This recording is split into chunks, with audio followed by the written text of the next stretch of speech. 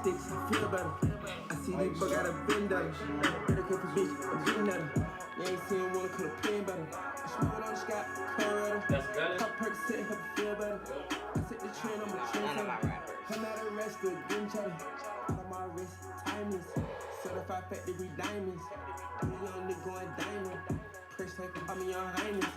Keep a nigga vicious, tattoo shit. I'm flashing up on Mary Ryan. Cook up a hit like a whip in the brush. I'm whipping that shit like a cayenne. I got the slam, out of them. Shorty had drip, out of them. Out of here, 2024 year. Call paramedics, killing them. Stepping on their necks, killing them. Blue leather vest, nigga Trump. Running up a check, stacking them. Turn up your bitch, Cinderella. 2024, Margiela. Money in the wall, car telling. Mansion in the hills, mall in it. Cold in the center, rock chinchilla. Me when I walk, I can spin bigger. Looking in the eyes, see the sand in it. Fuck it, baby, go and bring a friend with her.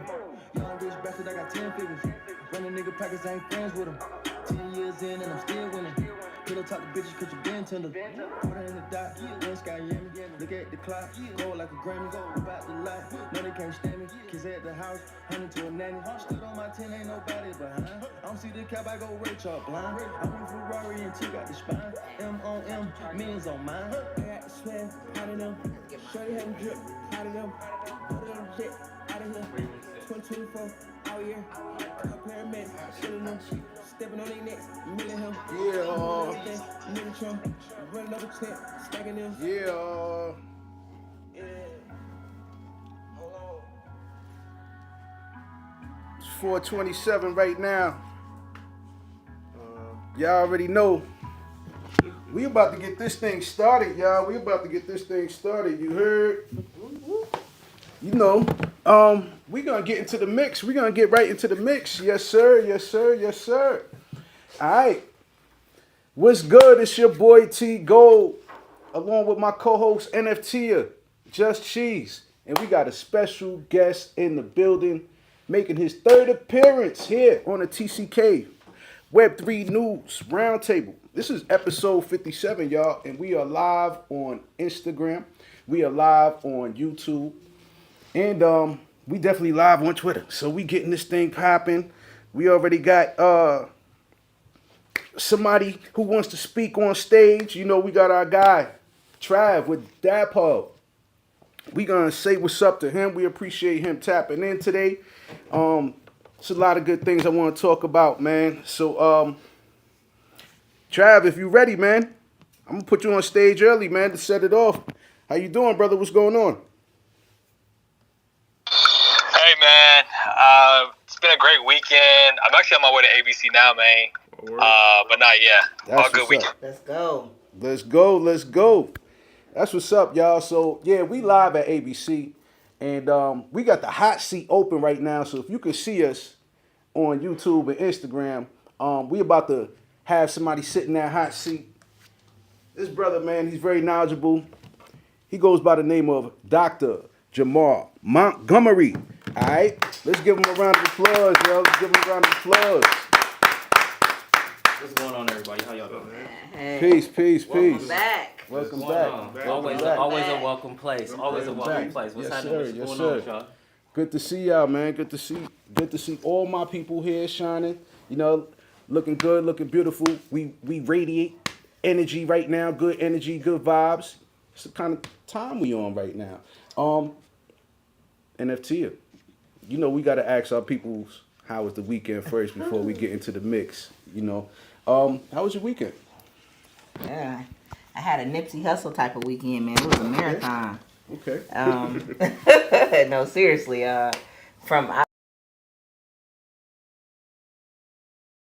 would say even starting from Thursday, man. We had us a great time celebrating my sister's birthday Thursday. That's right. Hey, Tavy, you know, it's nothing but love. Push, you know, had us a little bit of a late night. Got up on Friday. Obviously went to work. Had to punch in the clock. But however, was able to, you know, dip out midday and was able to meet and see Jillian from from She Ride. Oh, really? Receive her award. Her Ride. Okay. Her Ride, yeah, Her Ride. Sorry, Her Ride. Receive her award. That's dope. So, and that was at, the state capitol building. It was super dope. Went and met Dobie down there. And then Friday, chilled out with the family. Yesterday, it was another marathon. We were here, we were cooking. Got to spend time with my husband last night. Was able to do a whole bunch of stuff with my son in the morning. And always good. It's just been a marathon, but it's been a productive marathon between crypto, just prioritizing my family this weekend, and it's just been a wonderful but productive. But I can't lie and say that I don't have coffee right now because sis is a little bit tired. But the marathon continues. How about you, Cheeze? It was definitely a marathon type weekend. Thursday, Friday, came here. Yesterday, brought my sister here for the first time. Okay. Yeah, we all were here. Well, minus you, T. Yeah. But we were jamming on some stuff right there. The already 10-5. Momentum that we're striving for. I said already 10-5, right? We're already 10-5. I just want to keep repeating that. But so did that, but then also worked on some stuff last night pertaining this, and then also worked on some other stuff related to Skylark. So I'll share all that afterwards. But yeah. What yourself, man? How was your weekend? Oh, my weekend was great. My weekend was great. I came over to ABC. I'm trying to remember. It was all a blur. Came over to ABC, linked up with the team here. I got to give a special shout out to Tia, because Tia, watched me strategize a whole strategy for ABC. And I was in the room, and she was like, she looked at Joe, was like, Joe, it's just gonna be me and you building this. And I said, whoa! I've been left out of my own ideas right here in real time. Yeah, so I told Tia I'm gonna keep teasing her about that. She was utilizing my peanut butter and jelly analogy for blockchain and AI. That's the great thing about great ideas, right? That the great people imitate other people. The good people imitate great people steal, right? And so I'm in the presence of greatness right now. And I said, I don't mind. I don't mind. But I just watched myself get kicked out of my own idea. In real time. While I was in the room, that's what it was. While I was still in the room, right? So, but it's been great, talking with the folks here at ABC and really reframing the conversation from being top 10 in 5 that you already are top 10. And you did it in under 5, yes. Right? And so now, what is the new top 10 in 5 that we're actually striving for? So weekend's been great. I just got back from bouldering, so I might have a little chalk on me and everything. But I want to emphasize physical fitness and physical health for everybody, because what good is it to have wealth on chain when your back is hurting?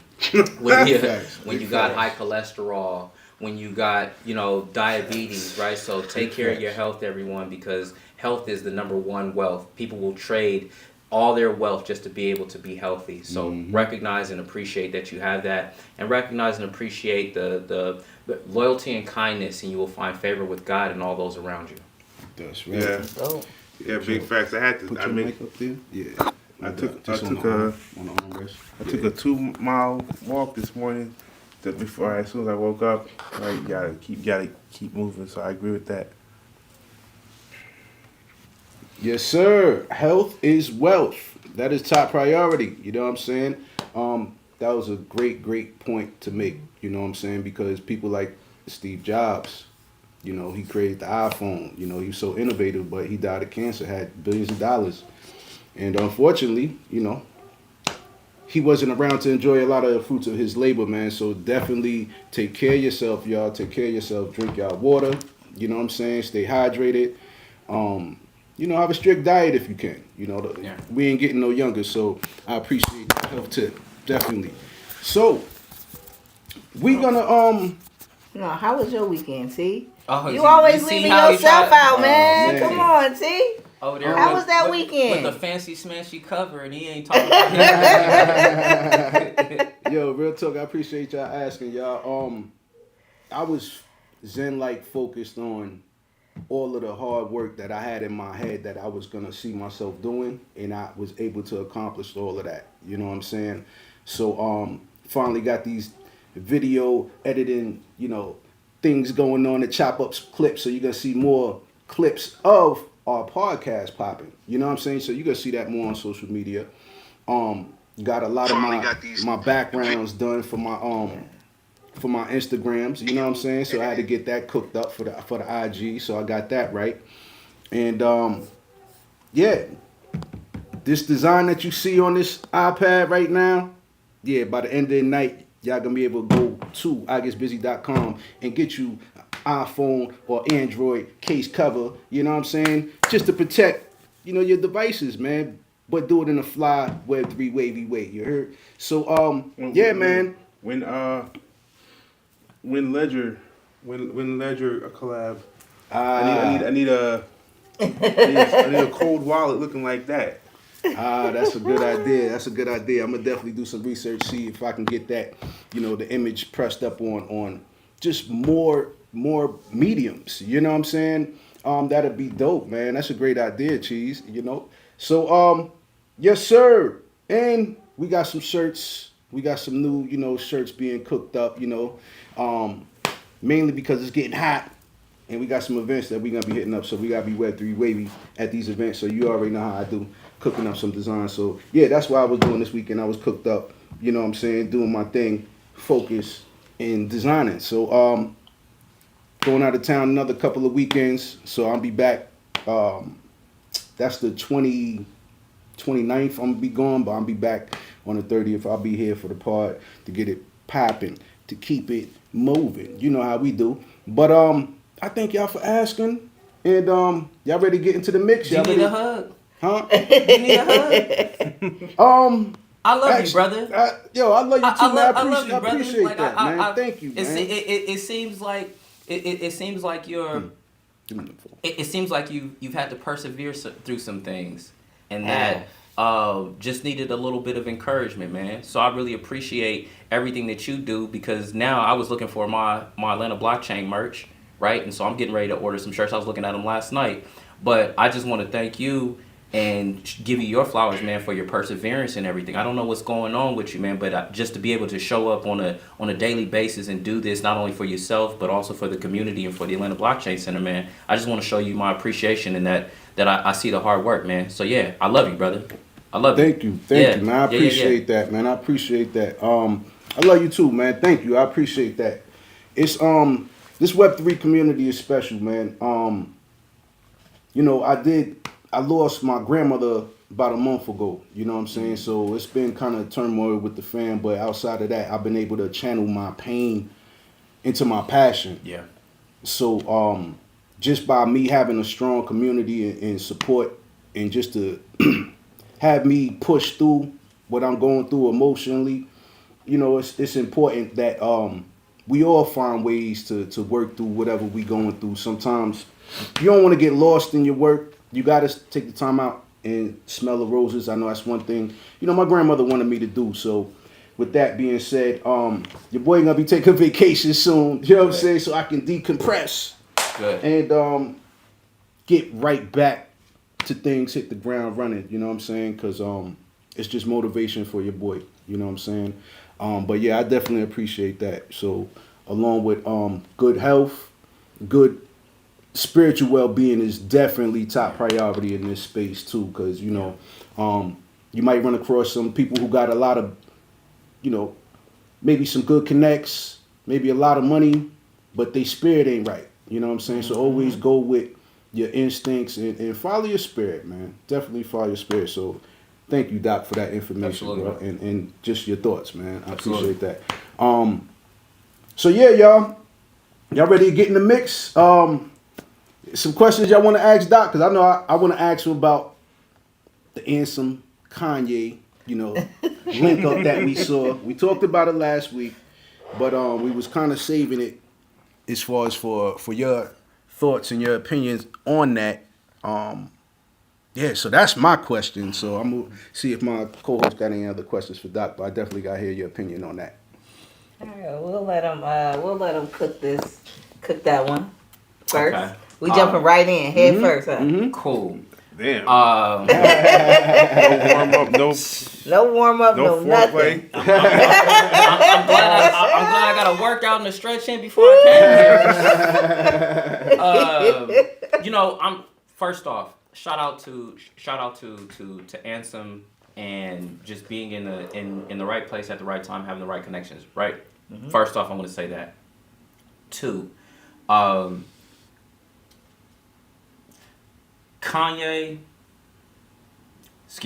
Ye is full of it. Ye is full of it. Why do I say Ye is full of it? I had a conversation with Ye back in 2022, multiple conversations as a matter of fact, about blockchain, about creating a DAO. So the first conversation was about implementing blockchain education at Donda Academy, right? Building the curriculum out for that, teaching the children about technology, because he wanted to have it as Donda Christian Science Academy, something like that, right? It was of science, art, and engineering, right? So with my background as a mechanical engineer, as a lawyer, as a businessman, right, being able to create, and as an educator, being able to create that curriculum for him, right? Then it was about, dude, you've been unbanked, right? You've been unbanked. This is how you actually own your community, right? So that you don't have to depend on a Shopify, so that you don't have to depend on a JP Morgan, right? He got locked out of his Chase accounts, right? Mm-hmm. Then on top of that, we were getting him squared away with the CFPB so that the CFPB could sue JP Morgan Chase about unbanking him, right? These are all conversations that we had, but the thing that irritates me about Ye is the fact that the only time that you see black people around him is when it comes to the creative and the music. When it comes to managing his assets, when it comes to managing his actual businesses, you don't see anybody black around. Damn. So for him to be talking about like blockchain and crypto, I got the text message in my phone about, I had my team, he wanted to do sustainable housing, right? Sustainable housing. I have one of the foremost experts in the world on sustainable housing and digital transformation on my team. We have the capability of doing it. Oh, he's like, oh, well, we could do, we don't have to do any crypto. We don't have to do any of that. Fine, no problem. No problem. But look at where you're at in 2022 versus looking at where you're at in 2024, right? We were trying to create a DAO for him, being able to create so that he could own his community and then also create a treasury for his community. Now here it is you got your products. I love Ye. I love Ye, but he's full of it, right? And the challenge with Ye, there's this dichotomy, is you don't want people around you who don't believe in your ideas, but you also need people who are going to be able to check you and let you know when you're tripping, right? What goes on with Kanye or Ye, whatever, what goes on with him is that he is rich enough to decide who's around him and who's not around him. So all the decisions that he's making, this is what happens, is he'll say what he's getting ready to do to somebody and say, like, what do you think real quick? And most people just co-sign on it. Versus saying, hey, man, you might want to say it this particular way, right? So you have people that co-sign on it, then he gets into all this trouble, right? He's a marketing genius in the fact that I can get you talking about me and then I offer you a product right after, right? But when it comes down to the STEM player, right? Do you remember the little STEM player? That wasn't his. When you look at it at the end, they're talking about he stole a product. No, you were an investor in the product. You were a marketer for the product. But guess what? The STEM player company is still going. Wow.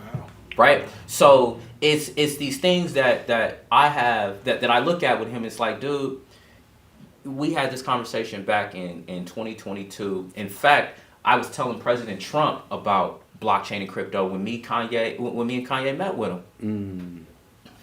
He pissed off President Trump so much. I could have been on the team that did President Trump's NFTs 3-4 months later. Wow. So when we talk about blockchain, when we talk about crypto, and now getting someone like Kanye, that one, he is a genius, right? He is a genius. The challenge is that recognizing what's the scope of your genius. You got your scope of genius, your scope of excellence, your scope of competency, and your scope of this is something I can't do, right? His area of genius is in marketing, it's in design. His area of competency, his area of genius is in marketing and design. It is not necessarily in the particular execution, particularly when it comes to tech. So I'm glad to see him rocking with Ansem. The challenge is he going to be, now is Ansem going to be responsible in the community to say, hey, this is real infrastructure versus creating Yeezy coin. That's right. And then it being and then it being a rug pull. Now, with the meme coin crazes going on, for those that are talking about meme coins, for OGs in the space, today's meme coins was yesterday's ICOs, initial coin offerings, right? And a lot of people were getting, me and my partner, we had a coin, we still have a coin called Amy that we released in 2017, 2018, right? But we were worried about SEC enforcement. So when you see these kinds of rug pulls that go on with like Haktua, with the Libra coin, right? When you see all those kinds of things, the challenge that I see is when you get celebrities involved in it, the celebrities are only involved in it for marketing. And they're involved in it so that people, you can run up a bag, and guess what? There's absolutely no utility that's provided as a result. No utility. That's my issue with any celebrity endorsed token, is that there's no real utility. No real utility. There's no real, the only community is the community of, oh, well, we're on Discord and we're going to run up a bag. Hey, make your money, right? But when you're somebody like Ye that has so much to offer, and the only thing that you offer is just a token that does absolutely nothing, man, get out of my face. Hot take. Woo! Yeah, I like that. I respect that take as well. And you bring up an interesting point that I am now thinking about more, is the marketing side, right? And you talked about the STEM player, and that's just like the role he played in bringing the STEM player to life was more marketing, right? Is that what you're saying? And Absolutely. in that regards, this does make it a very wary moment for the token, because is it something that he's really having a vision about, right? Or is it something that he's just screaming about, right? And those are two different things when you actually put it into play. And to do something properly, right? I think the disconnect for me often comes when I hear the amazing things that Kanye wants to do, but the rollout of that from a technical perspective isn't there, right? If I'm passionate about building, so you're gonna hear me talk about the architecture, the screen layout, the composability of anything that I build, because I'm that much enthralled, and that's the marketing that sells the fact that you're enthused about bringing something real to life.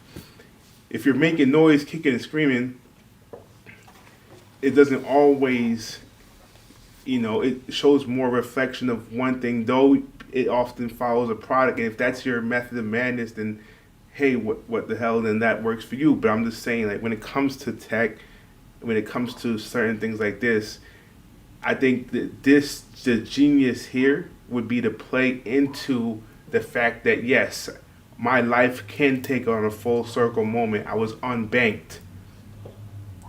I have visionary thoughts of building a community. I want to do a DAO-like community. All these things, he's like, his trajectory lines up with it. And if it does come true, should it have been rolled out in this way, or should it have been rolled out in a way that people could actually follow a blueprint for success and actually recognize that this technology is here to actually enable good and not like noise and fuckery. So y'all know what I said last week, and I'm standing on that. Just like Doc said, I said, and I'm going to say it again verbatim. Kanye is full of bullshit right now. Period. 2017, 2018, like I said, he said out of his own account, before X or Twitter was, you know, as heavily influenced by crypto, he said it. Decentralize everything. That let me know that Ye knows a lot about this space. Whether he is as well versed as us or not, he has been in the trenches for a while. Whether he may not understand like the underlying technology as thoroughly as some of us, he may not understand how to structure a DAO. He may not understand, you know, what you know, programming languages each chain is on, but however, he understands enough about this space. So him sitting down with Ansem was just a marketing ploy, as what Doc said. May I? Go ahead. Because you just reminded me of this is another part of one of my frustrations with Ye. This is another part of my frustrations. I could have brought Ye to the World Economic Forum when I went in 2023. That's crazy.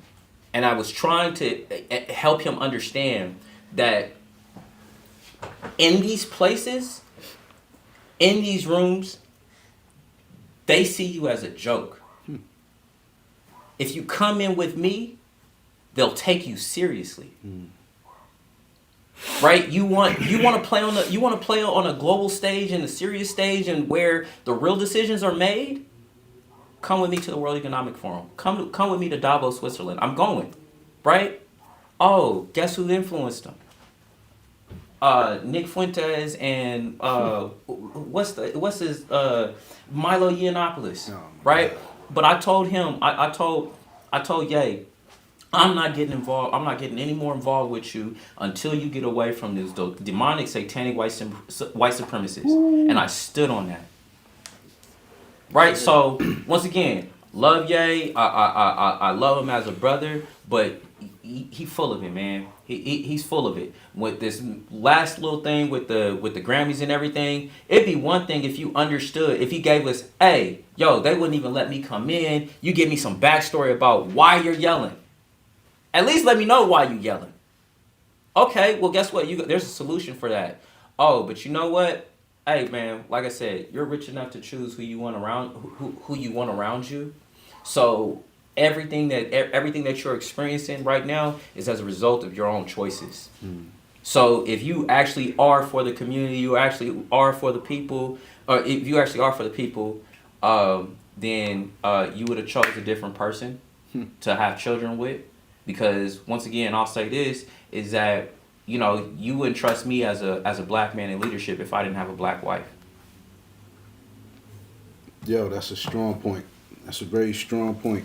No, I didn't even think about it that way. I mean, I'm replaying your words back in my head now, and you said something very, very, very important, which is you have enough money to make the decisions that you're doing. So, is he not conscious or very aware of the people that he surrounds himself with and the job that they're accomplishing? Are they accomplishing the job that you want? It must be, because if you weren't, then you probably would get some new people. Think about you go to a job every day being around people that you don't like, that you don't care about, because you gotta pay bills. Right. Versus I don't need you. I get rid of you. I got the money. So the people that are around you, because you want them there, is exactly what you're saying. I didn't even think about it like that before. So from that perspective, it's very much, you know, it's reflection. It's a reflection. As you said, it's a reflection. Everything you see is a reflection of your decisions that's around you.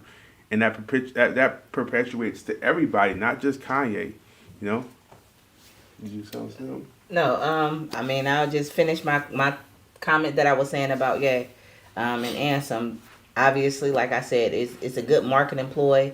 Ansem is probably one of the most recognized men of color in crypto at this time. In the celebrity space.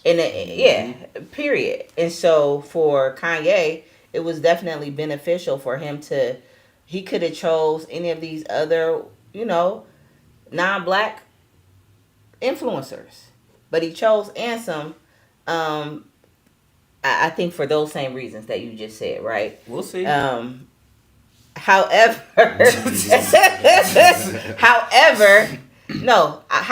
I do believe that Kanye does want to do a meme coin differently than everyone else, but I don't trust that he will do it right, if that makes sense. Because he did in some of his rhetoric, he said it, and I don't know it verbatim, but he did say that, hey, like, he did turn down when the same people who came, and tried to have him do a quick little rug pull, he shot it down, and so that shows me, okay, there is a little bit of consciousness that he's approaching this with. However, I'm not sure he's going to really have like strong utility. And what I mean by strong utility, it would be dope if he, like I said, made his merch phygital, or some of his merch phygital, or had a dope NFT collection that like he's making music again that coincided with his music. And I'm just throwing some ideas out there. But if he really wanted to take his art and his brand and the things that he creates and wanted to put it on chain and have it tied to a token, then that would be favorable. But I don't trust that that's the lane that he's going for, is what I'm saying. So, man, you know what? Y'all had this whole topic on fire. I ain't got nothing else to say. I'm gonna just say, stop doing the hokey pokey, brother. You're gonna be in or you're gonna be out. That's it. You know what I'm saying? You already know you got somebody in your phone that you can contact. You know what I'm saying? That Gab wanted to say something too. Oh yeah, and then yeah, man, to my listeners out there, man, if y'all got any thoughts, comments for Doc, or just on this subject about Kanye, because obviously we're very passionate about this because we're all fans of Kanye, whether we bought his music, concert tickets, merch, whatever, we're fans of it. So we want him to be successful. We just want him to do it right. Trav, you got thoughts on this?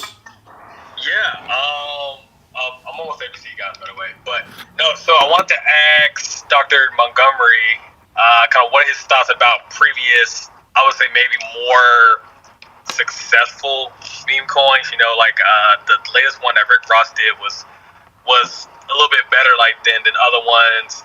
Iggy, has done one, last summer, and that did pretty well because it has some form of like utility. So I just kind of wanted to know his opinion on those type of different coins. All right, hold up. Tia got something to say. Hey, Trav, Rick Ross's launch was fucking trash. I just gotta say that. Listen, that nigga on the bottom of his website, he said, and we'll be we'll be integrating or doing stuff with crypto stocks. Mm-hmm. That was another ass coin if I ever seen one. Sorry, but here you go, Doc. That lets you know that once again, they're being used for marketing. Mm-hmm. Create a DAO, or you ain't created nothing. Create a DAO. Why is it that the Atlanta Blockchain Center launched a meme coin, but launched the meme coin through their DAO? That means, we're going to launch a meme coin. We already have a community, and this gives our community a chance to invest in it and also come up with other ideas on what we're going to do. You have a global presence.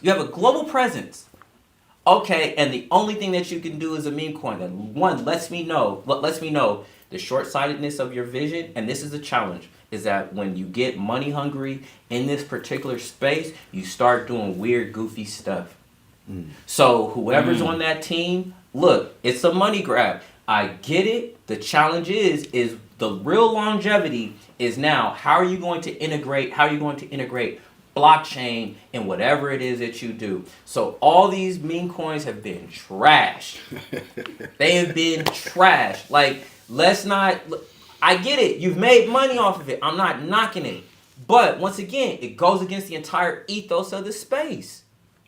So now that you're doing this game goofy stuff. You're doing this game goofy stuff. It won't become real. It won't become real until somebody gets hurt. Damn. It won't be real until somebody gets hurt. Until now, here it is, or even worse. It won't get real until some senator or House representative, somebody that they know, love, and care about is affected by one of these rug pulls. That's all I'm saying. So all these rappers that are getting... The only person I got respect for, Tory Lanez. Hey. Whoever integrated NFTs and things like that. Why? He gave you a product, gave you a chance to resell the NFT, but he gave you something other than just the coin itself. He gave you an actual NFT and allowed you to make money off your community like that. Only person that I have seen who have done it in that particular way. I guess what's his name? Money Man, right? Mm-hmm. Great. They didn't launch meme coins though. That's right. You know what I mean? No doubt. They actually launched a digital asset. That's right. Mm-hmm. So for me, I'm looking at you. Are you launching a digital asset or are you launching a meme coin? And that's going to make the decision. That's, for me, is going to let me know who you actually have on your team. Because if you're launching a meme coin, you're dealing with folks that are willing to do goofy stuff in the space. If you launch an actual digital asset, you're around people who actually love and care about the space. Absolutely. I mean, I've seen so many projects that you can just fork, and quality projects that you can just fork and actually do something good, right? Meme coin on Pump Fun is like zero work, right? Let's be honest. Do some work. Just gotta market it. Man, those are some great points, y'all. I appreciate everybody's passion and thoughts on this subject because we definitely want people in this culture to get it right. You know, we definitely saw some good projects launched last cycle through NFTs, whether it was Nas, whether it was, I think Eminem had a successful one, Snoop, and Tory Lanez, like he mentioned, had the most successful business model that nobody else just adopted, which blows me away. So I guess we'll say free Tory. You know what I'm saying? I'm not choosing sides on the Megan Tory shit, but it sounds like you are. Nah. I'm just saying. Just from some would be like, some folks are gonna be like, he deserves to be in jail. Nah, he do. He do. He got to do his time. But when he get out, I'm sure that he probably got some things in the works along the lines of Web3 that he gonna pick up where he last left off. He just recorded the entire album from jail. And it sounded like it was on the phone. So, yeah, y'all. We got a lot of people checking in. We got a full house at ABC. We got a lot of people listening. So I appreciate everybody tapping into our spaces today, y'all. So if we ain't got any more thoughts or comments on Ye or any other celebrities launching meme tokens, yeah, man, like Doc said, focus on utility, focus on bringing what you already created to your fans, bring it into Web3, whether it's music, whether it's merch, we gonna rock and roll like that. So now, let's talk about some serious things that's going on as far as in politics, all right? There's a lot of things that happened over this past week when it comes down to Bitcoin, especially what Senator Loomis has reintroduced. I thought this was dope. This is dope because she was down there at Bitcoin Nashville last year. She talked about having Bitcoin as a strategic reserve asset, right? But she's taking it one step further now. She reintroduced the Bitcoin Act, which is a bill that would authorize the U.S. government to acquire up to 1 million Bitcoin over 5 years, formalizing President Trump's executive order on a federal Bitcoin reserve. He did that last Thursday, as a matter of fact. The bill, backed by 5 Republican senators in a House companion bill, aims to integrate Bitcoin into U.S. financial strategy with funding sourced through the Federal Reserve's earnings and Treasury adjustments. Key provisions include long-term storage for at least 20 years and restrictions on selling more than 10% of the reserve every 2 years. So she has a more detailed plan based on what Trump did with the executive order. I think this gives it more structure. So I definitely want to hear what Doc and my other co-hosts, their thoughts on what Cynthia Loomis has introduced with this Bitcoin reserve. We're just gonna work it down how we just been doing it today. Cool. No, we're gonna work it down the way we've been working it today. All right. So And then back to T. the first question that you have to ask is why a Bitcoin reserve? Why a Bitcoin reserve? What, a million Bitcoin? A million Bitcoin. Let's say the average price is at $100,000. What's that? $100 billion? Is my math correct? Somebody can check. Can somebody check? That's about right. Quick? I just want to make sure. What are the numbers again? 1 million times 100,000. Was that 100 billion?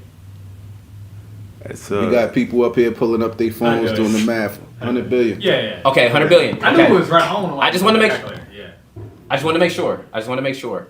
So, when we talk about you're going to add $100 billion, I'm just putting it out there. The average price at $100,000. Okay, what do you need a reserve? Anytime that the United States uses something for reserve, it's going to be utilized for trade. So how is it going to be utilized for trade? That's one. Good question. Is it going to be utilized for international trade, or is it going to be that now there's certain states like Louisiana that will allow you to pay your taxes in Bitcoin?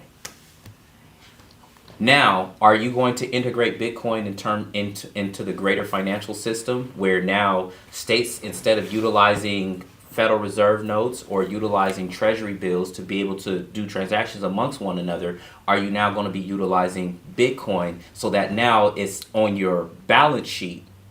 You have it on your balance sheet versus now you're having to actually go into your cash, if you will, to be able to make certain budget shortfalls and things like that. I asked the question in terms of it is good that we have a Bitcoin reserve. I'm going to ask, if she's talking about the United States purchasing Bitcoin, right? The United States purchasing Bitcoin, well, that means that you have to be prepared to take a loss with Bitcoin. If are you signaling to buy Bitcoin so that you let all the other banks know that there's going to be a level of stabilization involved in it, right? Yeah. Let's add this other part. Are you saying buy Bitcoin because now instead of utilizing what we call special drawing rights, and that's how countries transact amongst each other, where they're utilizing a basket of currencies, and the basket of currencies is, if I'm not mistaken, it is the U.S. dollar, the euro, the Japanese yen, and I think the Chinese renminbi, if I'm not mistaken. It's a basket of currencies. Instead of utilizing that basket of currencies to shortfall different trade imbalances, are you now going to be utilizing Bitcoin? Right? So there is what goes on nationally, there's what goes on internationally. Once again, anytime that the government starts getting involved, now all these big wild swings that you've been seeing in the price, the government's not going to want to have those large swings in price. They're going to want to have some level of stability. And if you're going to have that level of stability, what are you going to be using it for? Are you going to now have it as the new digital gold? Right? Then you throw in a whole nother thing of that. Am I now going to be denominating some of my debt in Bitcoin? Right? So the challenge is when you have this technology that's there, you now open it up for the banking class to now financially engineer it and get us right back into this trouble that Bitcoin was created to give the people an option of getting out of. Right. So I don't know if I quite answered the question. In this thing, since I'm not involved in that particular legislation, is to help the people understand what are the different perspectives and what are the different options and directions that this can go. because you can introduce a bill, but in 4 years, let's say it passes, in 4 years you can have a totally different administration and take a left turn with what it originally intended to do. Right, exactly. Yeah, I mean, to have a reserve is one thing. To leverage it wisely is another thing, right? I think that's what you're alluding to as well, right? And I think about that because we just had a conversation here on Thursday, and we're talking about tokenomics and why tokens are a great way to have, a reserve while you launch a project, right? Because if the project goes to shits, investors that are backing the project, they can still have a liquidity event around the tokens, right? And in some way, shape, or form, it kind of like you think about that as it pertains to a value like a crypto reserve. There's some sense of like optionality there if you need to tap into that, right? So all the different scenarios that you like Dr. Montgomery laid out are all feasible. Which one will take place, we don't know. But also, to his point, comes back to the leadership. That's right. But the thing that I want to carve out of that is like, one, I think we should all think about that for our personal lives. But two, the point that was made that is being introduced here that a lot of people were upset about last week, right? When we decided to have a crypto reserve, this wasn't initially we knew, a lot of people knew this was coming, but the market reacted to the fact that the United States didn't decide to buy. That's right. The initial reaction was that, we already got some. We'll just take, we'll just take what we already stole. What we see. we stole these from you guys, but so that was the initial bearish, but this is, I guess you could say, bullish. Now if this gets through the ranks of the Congress, and it gets signed and it goes into effect, and the United States actually starts buying Bitcoin, right? That's a signal for other countries, for banks, to actually take the same action as well. So I think it'll be interesting, but I think it's for me. What I take from this is have yourself a reserve, right? Have yourself a reserve. Build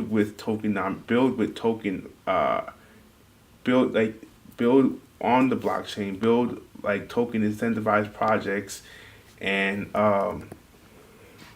also think about how you can apply that to your community, and just be wary of, be mindful of what they could be doing with their share as well, because I feel like I just seen it so far, they're openly manipulating the market right in front of us. That's right. Absolutely. So y'all know I'm always taking a conspiracy theory. No wonder you and my wife are friends. Oh yeah, big Shout up to out to Khadijah. But I always felt like Bitcoin was the Trojan horse all along. I mean, personally. So things are moving along as scheduled. However, the only thing that I don't like about this is showing your hand too much. Meaning, if you're saying I need to acquire 1 million Bitcoin in 5 years, right?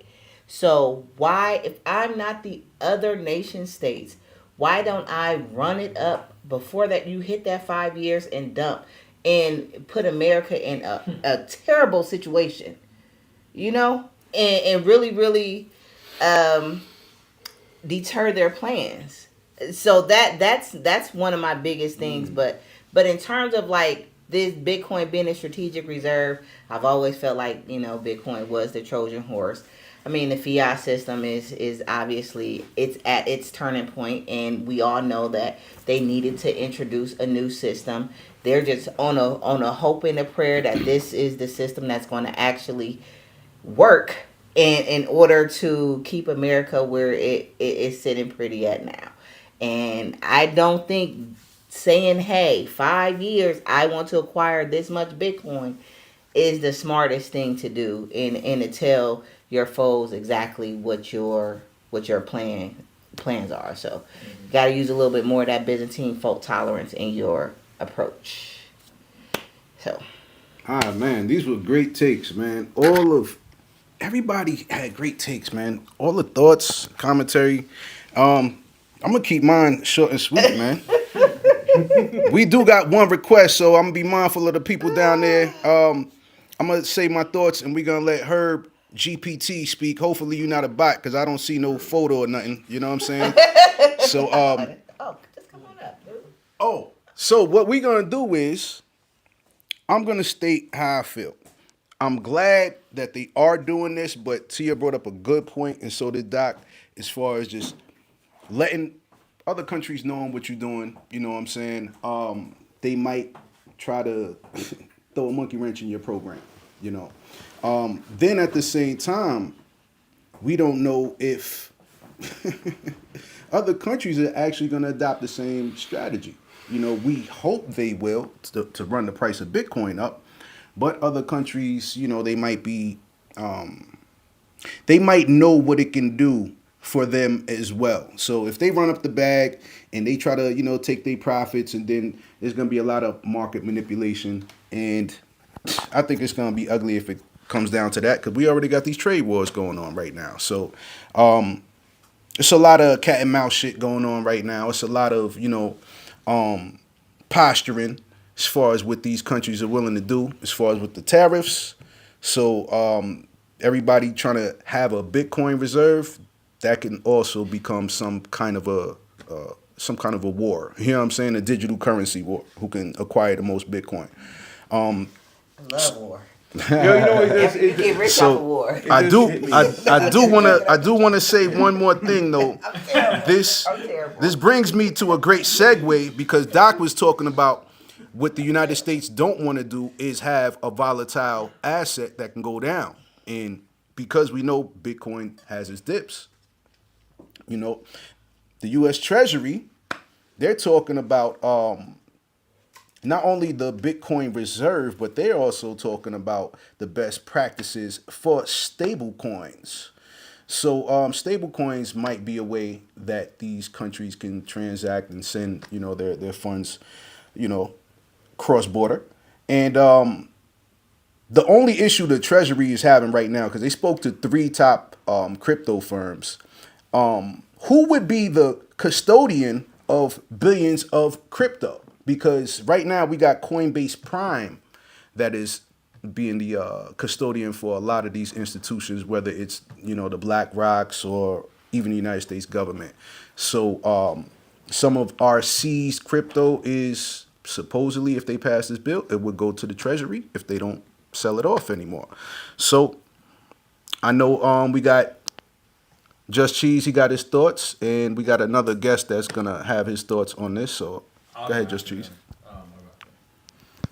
Yeah, I wanted to share thoughts around this going back to the previous topic real quick, and maybe it's more of a question that I pose to everybody here, right? Like, where do you see Bitcoin in 15 years, right? We saw what Michael Saylor is saying about it in 13 years from now. Price Right. wise? Price wise, state of things wise, right? I think something that was just said is that, you know, Tia says she loves war, and I could have said that better. I could have said that better. Hold on, y'all. I could have said that better. I could have said that better. Okay, T.A. I could have said that better. yeah, but my point, yeah, the reason why Opportunity that comes from the it. reason why I'm talking about that is I feel you. I think there is something going on here on the surface, right? AI, blockchain, but it's not really AI and blockchain that is creating noise at the government level. It's the power and the money that is at wage here. So I did want to frame that contextually to see where people's minds lie on that point, because from a money and power perspective, right? Is there a change in the world that we could be heading towards if a certain player does, like, if a certain player loses, right? The technology is just going to still be here to do the great things that we talk about, but the state of the world will be different because of the dynamicness that's going on right now to try and improve one country's use of the technology versus another country's use of the technology. So whoever wants to, chime in on that question or perspective. There's already tokenized treasury bonds. Say that again. There's already tokenized treasury bonds. What do I mean? That there are there's an allocation of treasury bonds, T-bills, that are on the blockchain right now.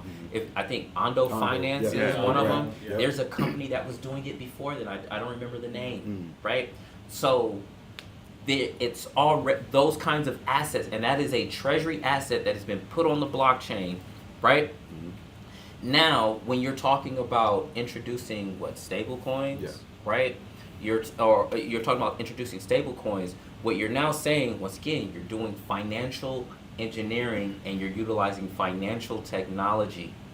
The thing about utilizing blockchain is that there is no settlement risk. I cannot transfer. Once the transfer is made, there is no counterparty risk of whether or not this person's actually got the liquidity in order to make it. You either have it or you don't. Then on top of that, it makes it a lot easier because now you don't have to have all these additional rails to be able to make the transfer. So when I see that there are companies that already have tokenized treasury bills, this is a sandbox for the Treasury Department of how is this new infrastructure going to work.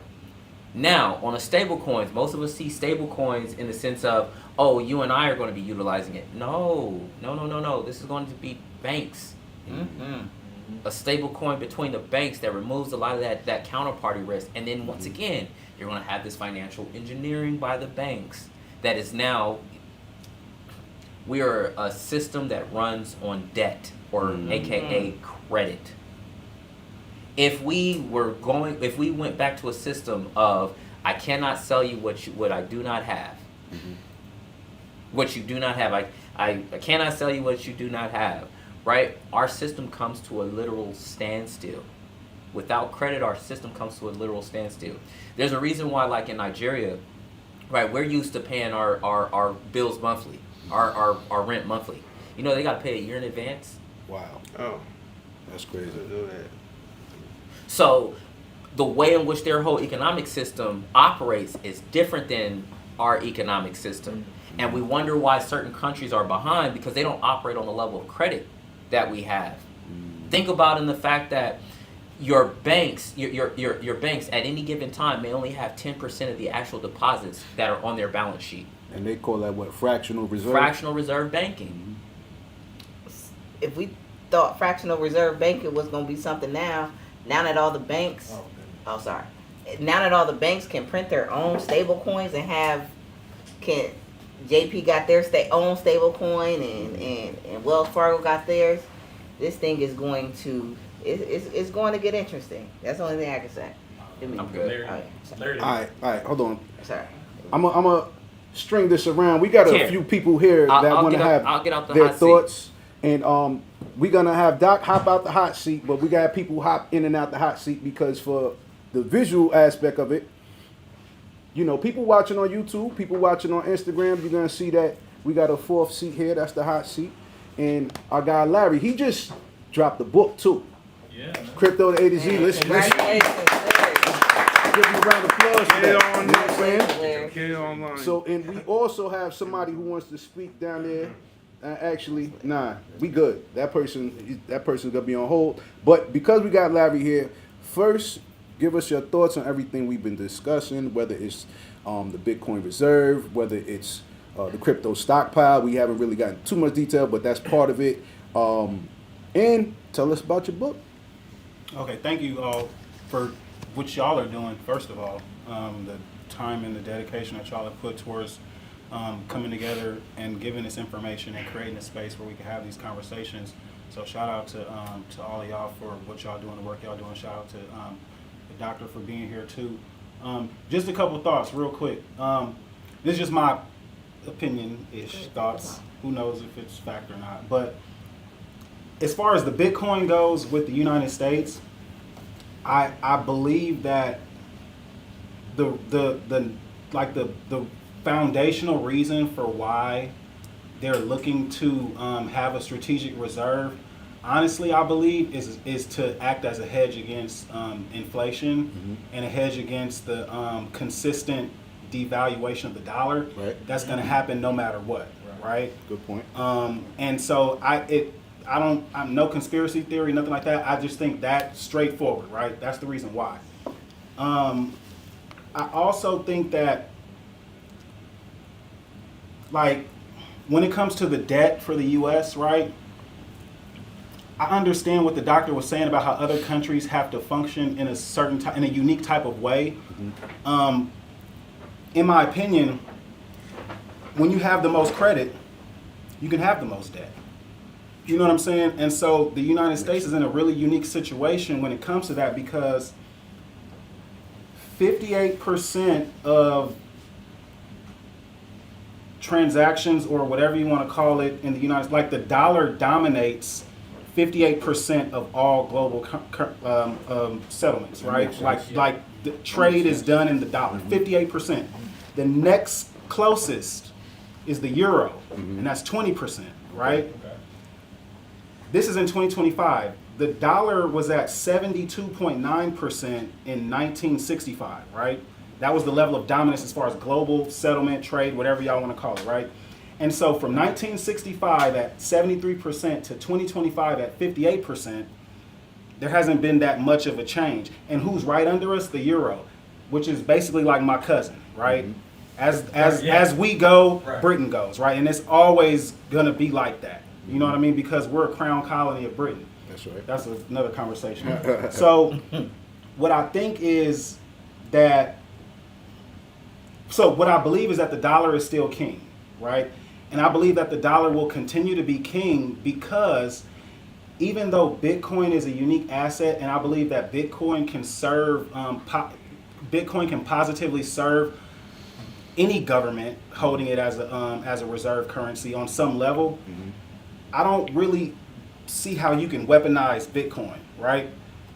Because to your point, That's a hot take. it's decentralized. It's peer to peer. Like although you can leverage it from a government control perspective, you can also kind of like navigate that just based on the nature of the technology, right? It's kind of like agnostic in a way, right?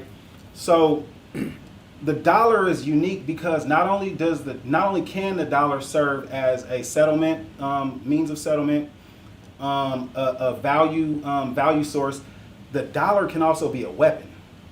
You see what I'm saying? Right. It is. Like and believe it or not, It definitely it's has. used as a weapon. I would say more.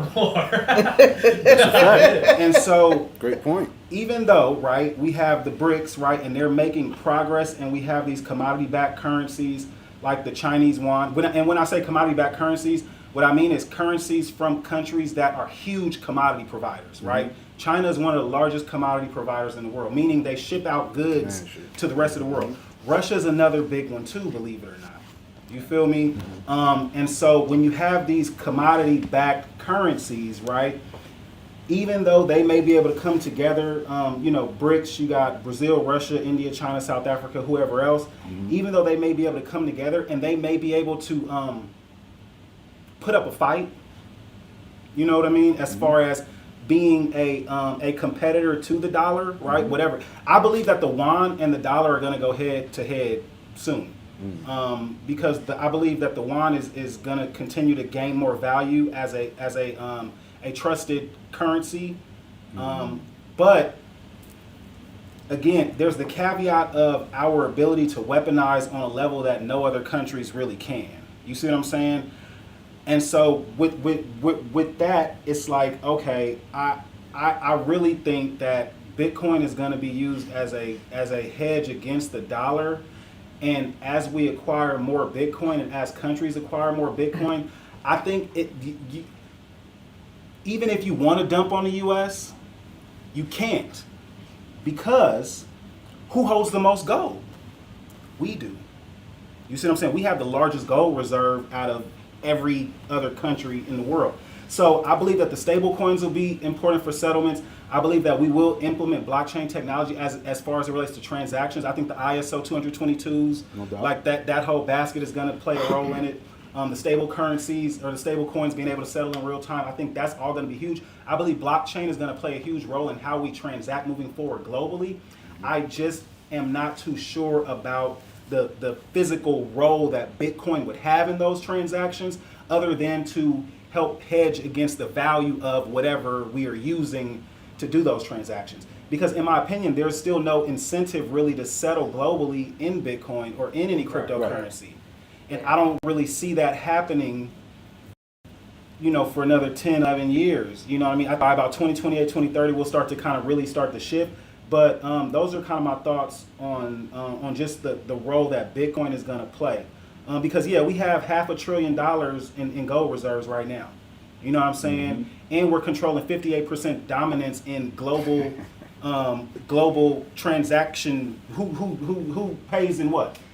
Every country will take $1. Every country speak English. It's the world reserve currency. You know what I'm saying? Yes. Right. And it serves as a weapon that we can use whenever we want. That's right. You feel me? So that's the only reason why I'm not really sure about Bitcoin and its role, other than really kind of insulating and helping to kind of support how the U.S. is able to continue like being in control of pretty much like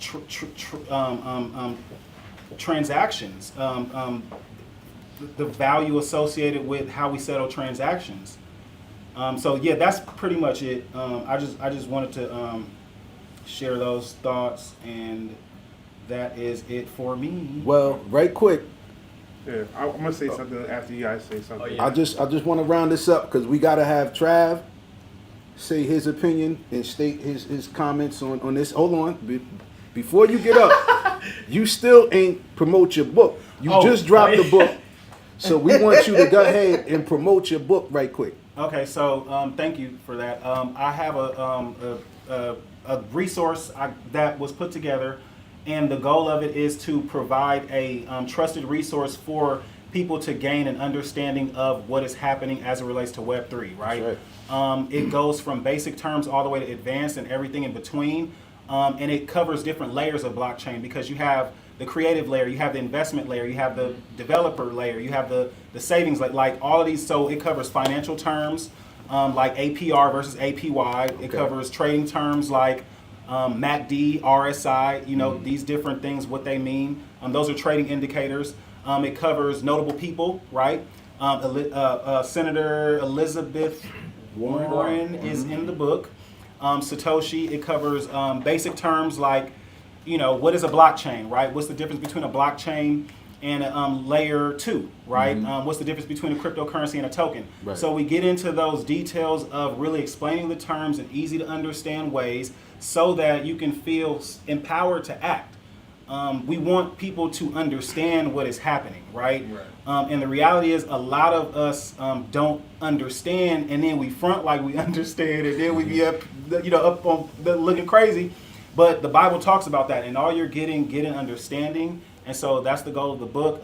It is available for free right now on Amazon. The Kindle version is available. You're able to download it for if you want, and all I ask is that you leave a review, an honest review. So that's it for that, and thank you. Appreciate it. That was dope.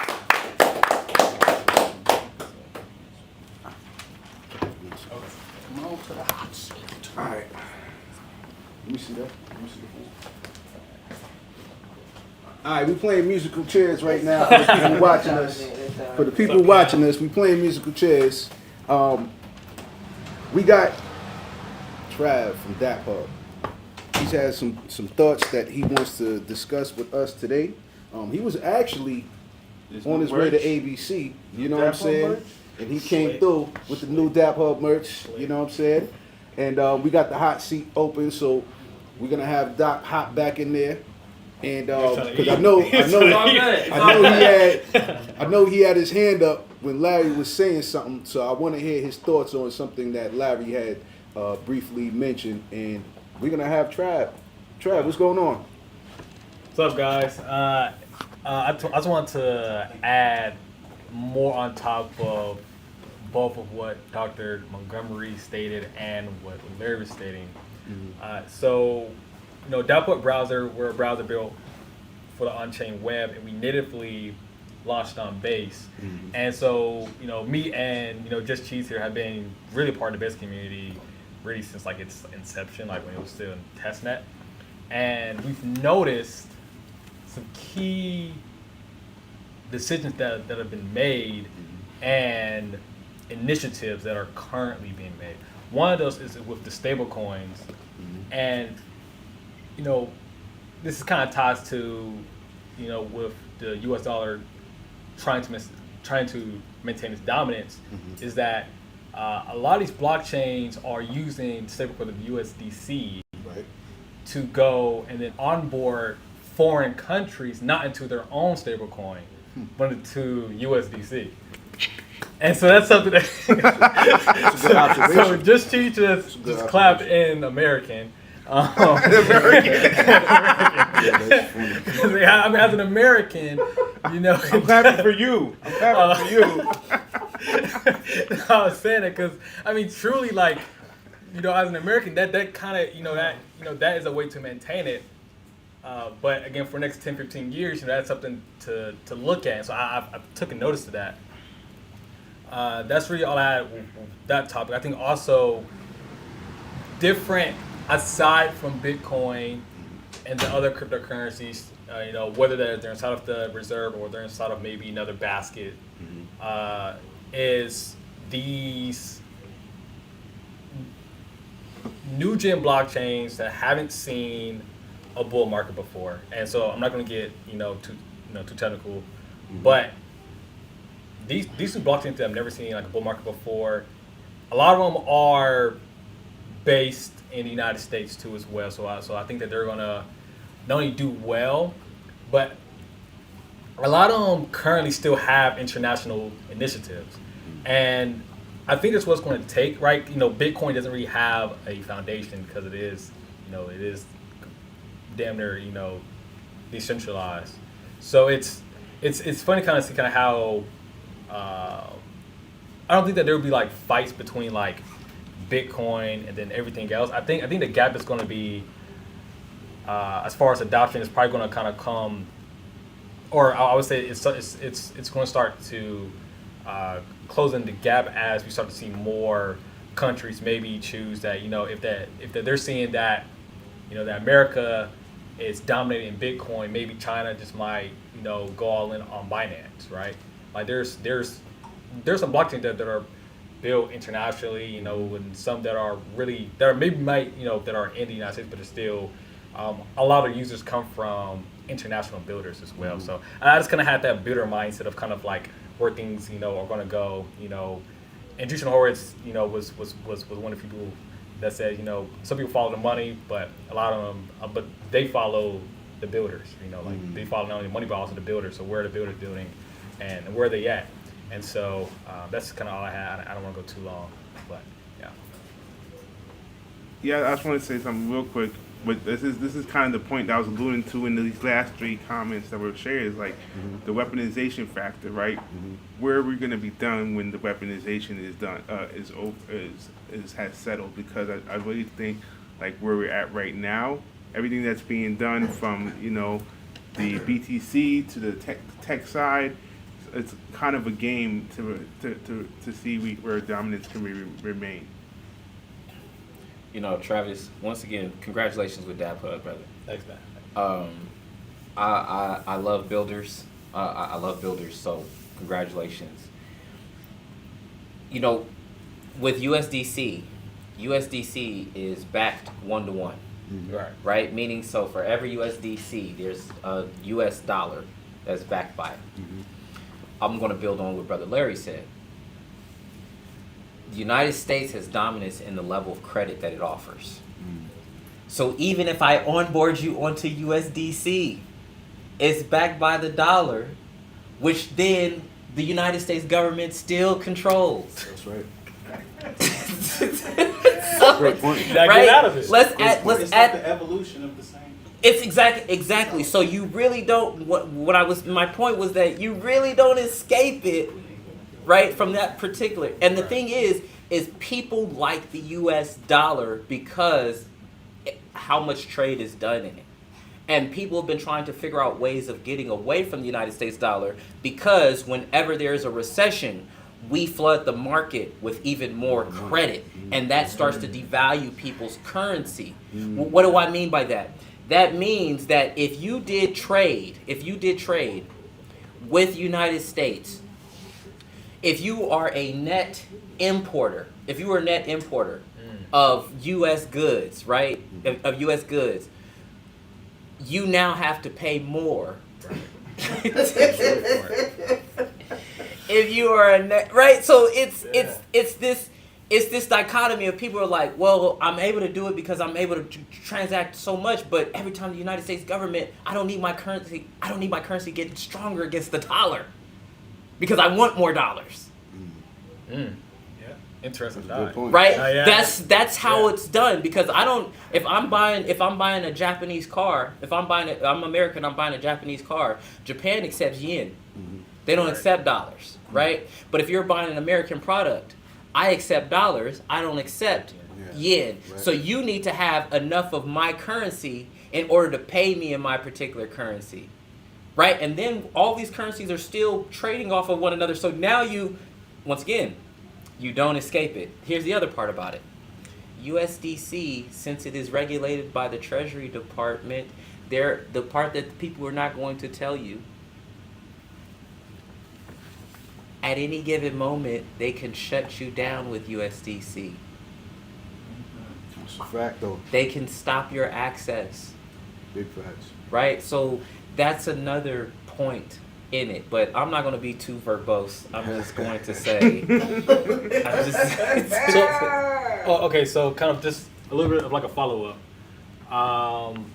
So are you saying like they could like just stop the supply of it because because they're on like the different blockchains? They can right? restrict your wallet from interacting with your wallet. It is Interesting. literally programmable. I didn't know that. You got Yeah. Damn, well, That's all I was just going to answer the question. That was it. No, I mean, Like I said, that I've is been verbose. sometimes why I beg to see where the line differs sometimes in the future between CBDCs and stablecoins, if stablecoins were abused in this manner. That's all I wanted to say. And shout out to Henry Desparte of USDC.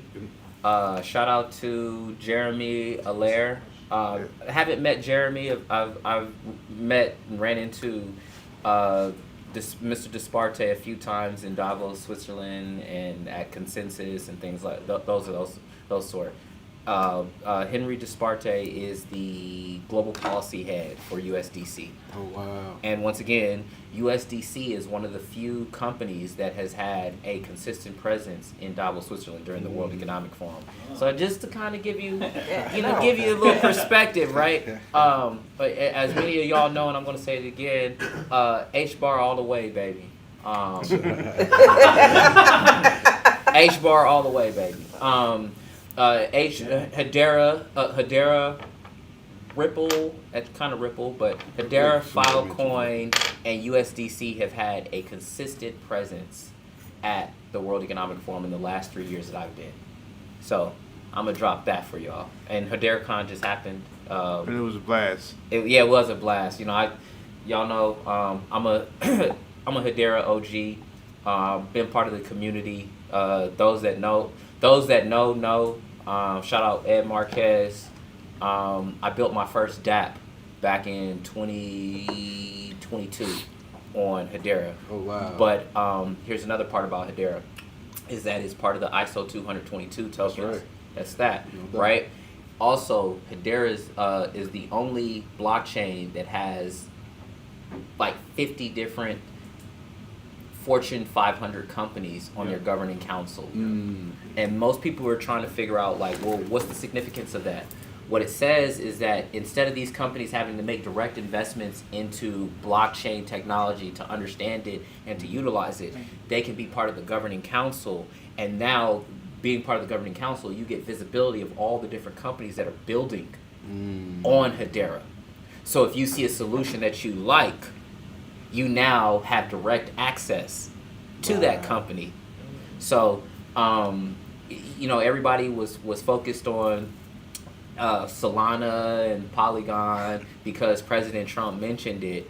But I will tell you that there is a reason why Hedera was not necessarily mentioned. We did have one more person wanting No. to... I'm circling. Yo, all I know is that everybody's thoughts and commentary today has been phenomenal. I'm just sit back, absorbing all of this. We got Larry. He's about to come back up here on the stage. But man, for what Doc was mentioning, man, some of those companies, as far as like Hedera and some of the ISO 222 SWIFT compliant blockchains, those are the ones to keep your eyes on. There is a stockpile that is separate from the reserve, and what he was mentioning was some of the other tokens that might be part of this reserve, and Hedera was specifically left out. The Trump family's also talking about making investments in Binance US. I heard about that. I heard about that. And a company in Dubai just got done making an investment in Binance. So MGX something, MGX Limited or something. We're gonna research that. I'm gonna definitely check. So I'm putting that out there. I never wanted to be the person that had information. I'm trying to make you rich, but I'll be there alone. There you go. Everybody here, man. We all got our bags packed. So just know Like that. I said, my wealth is on chain. Double entendre. Yo, we definitely appreciate that information, that commentary. We got Larry that's about to pop up. But in the story I'm gonna follow up with is a great segue to what Larry mentioned as far as with BRICS, because Russia, they've been using crypto to evade. You want me to switch out the hot seat? I'm gonna have Larry come sit down right quick just to have his commentary. To Joe's point, first of all, I think Travis mentioned it. I thought about when the doctor said Hedera. It's interesting, right? People aren't gonna tell you everything. So usually what you see isn't everything. And so to the doctor's point, we've been hearing about XRP, right? We've been hearing about XRP. But I share the same sentiment to keep Hedera on your radar because, like you said, the DAG technology, directed acyclic graph. Right. So the technology behind Hedera is really unique and worth looking into in comparison to the technology or the technologies behind the other cryptocurrencies that are in that basket of ISO 222 assets. But what I was thinking of, what I wanted to answer or comment on was when Joe made the comment about kind of like how do we determine this, how do we differentiate between the value that CBDs can hold or the unique value that CBDs can hold versus stable coins. And so to your point, I was a holder of Terra Luna, right? Damn. Had the stable coin. I lost 90% of my portfolio value when it was hacked a few years ago because I had it, I staked it and was gaining, what was it, like 20% interest or something? Yeah, it was crazy. I know what you're Right, and so they had... Me too, I was a victim of it. Right. Well. Hugest lesson of my life. But they had a algorithmic stable coin that they used to in tandem with their token, their native token. Mm-hmm. And so to your point, Joe, or to your comment, I think the CBDCs are going to have some type of like more secure or some type of peace of mind backing, because there can be algorithmic stable coins. Tether has had issues with kind of having to prove exactly how much cash they have in relation to how many tokens they have out. I believe USDC is the only stable coin that hasn't had any issues like I that. had a decoupling, Okay. but it was short. But it was a decoupling that happened at the same time that was USDT was having issues, and USDC said, nah, we're doing it straight 1-to-1. But that was it. I got more to say, but no. So and I'm done. I'm done after this. So that's where I think that I actually believe that central bank digital currencies will serve a useful purpose, and I believe that they will be a trusted source, a proven trusted source as it relates to other stable coins that may pop up or that may come on the scene. And so that's all I was saying. I think the USDCs will be significant in that regard, or they will be a much more trusted and proven layer or tool versus your stable coins, right? Mm-hmm. So that was it. I do want to say one more thing too. You know what else is a DAG? Sweet. Okay. Listen. It's a combo. It's a hybrid. It's a hybrid. Yeah, but one more thing to the whole dollar denomination and USDC, that whole topic. What I will say is, like, you can tell right now, like, even before Trump, like, the U.S. does not like when other currencies start to weaken against the dollar to a certain extent. They'll call them out, just like Japan, and they'll call them out on currency manipulation. That was the only part that I'm not gonna go too deep, because I know we've been in here for so long, and that's a whole nother rabbit hole. I'm not gonna go all the way down there, but they will call them out on that, because it doesn't behoove us when they do that. So that's it. I'm not gonna go too deep. Hedera all the way, baby. Another thing, I was on a panel with the co-founder of Hedera, Dr. Lehman Baird, during the World Economic Forum in Davos, Switzerland in 2024, talking about the integration of blockchain and AI. Right? So if you look on my computer, I got Hedera stickers. On my camera case, I got Hedera stickers. On my bank, I got a Hedera sticker. Right? So I'm going to also bring this part in. Larry said about the trust of USDC, which is absolutely true.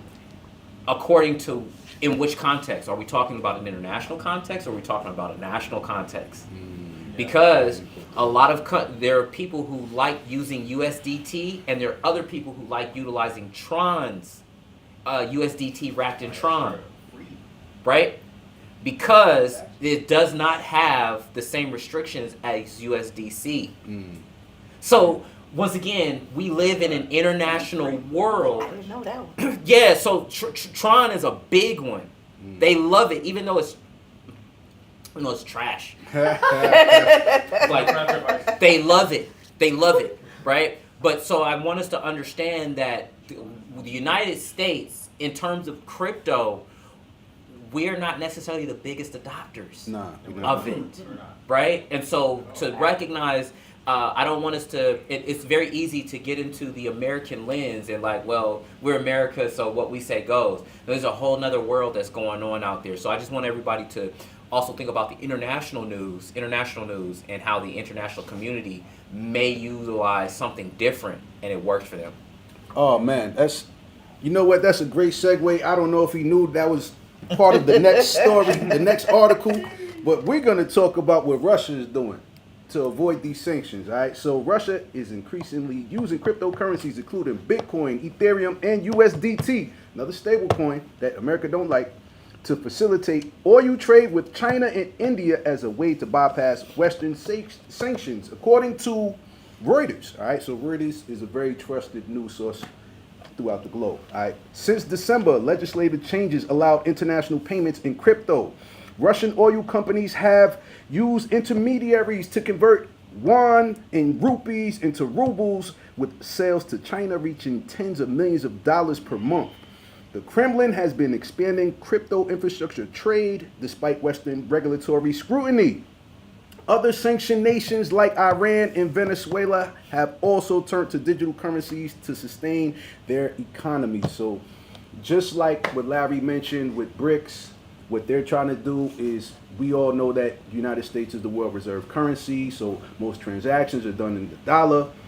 Other countries are trying to get off of that because they know our dollar is getting weak. So there's a rumor that BRICS is going to come up with their own currency, whether it be backed by, natural resources or their own country's dollar. That's up in the air. But it's funny that Russia is using USDT because that is one of the stable coins that United States don't like. So what is my co-host thoughts on just other countries using cryptocurrencies to avoid sanctions? Me first? Yes. All right, so back to the whole, these things keep coming full circle. Back to the whole, I'm not gonna go Trojan horse, but I'm gonna just start with like gold, the dollar in the U.S. having the treasury and having Bitcoin backed, having their treasury backed in Bitcoin, right? Mm-hmm. Just like our oil reserve right now, like some people just call it the petroleum dollar. Mm-hmm. Now everyone knows that like it has been under attack for forever, but as of lately, like you have so many different countries that have been really, really trying to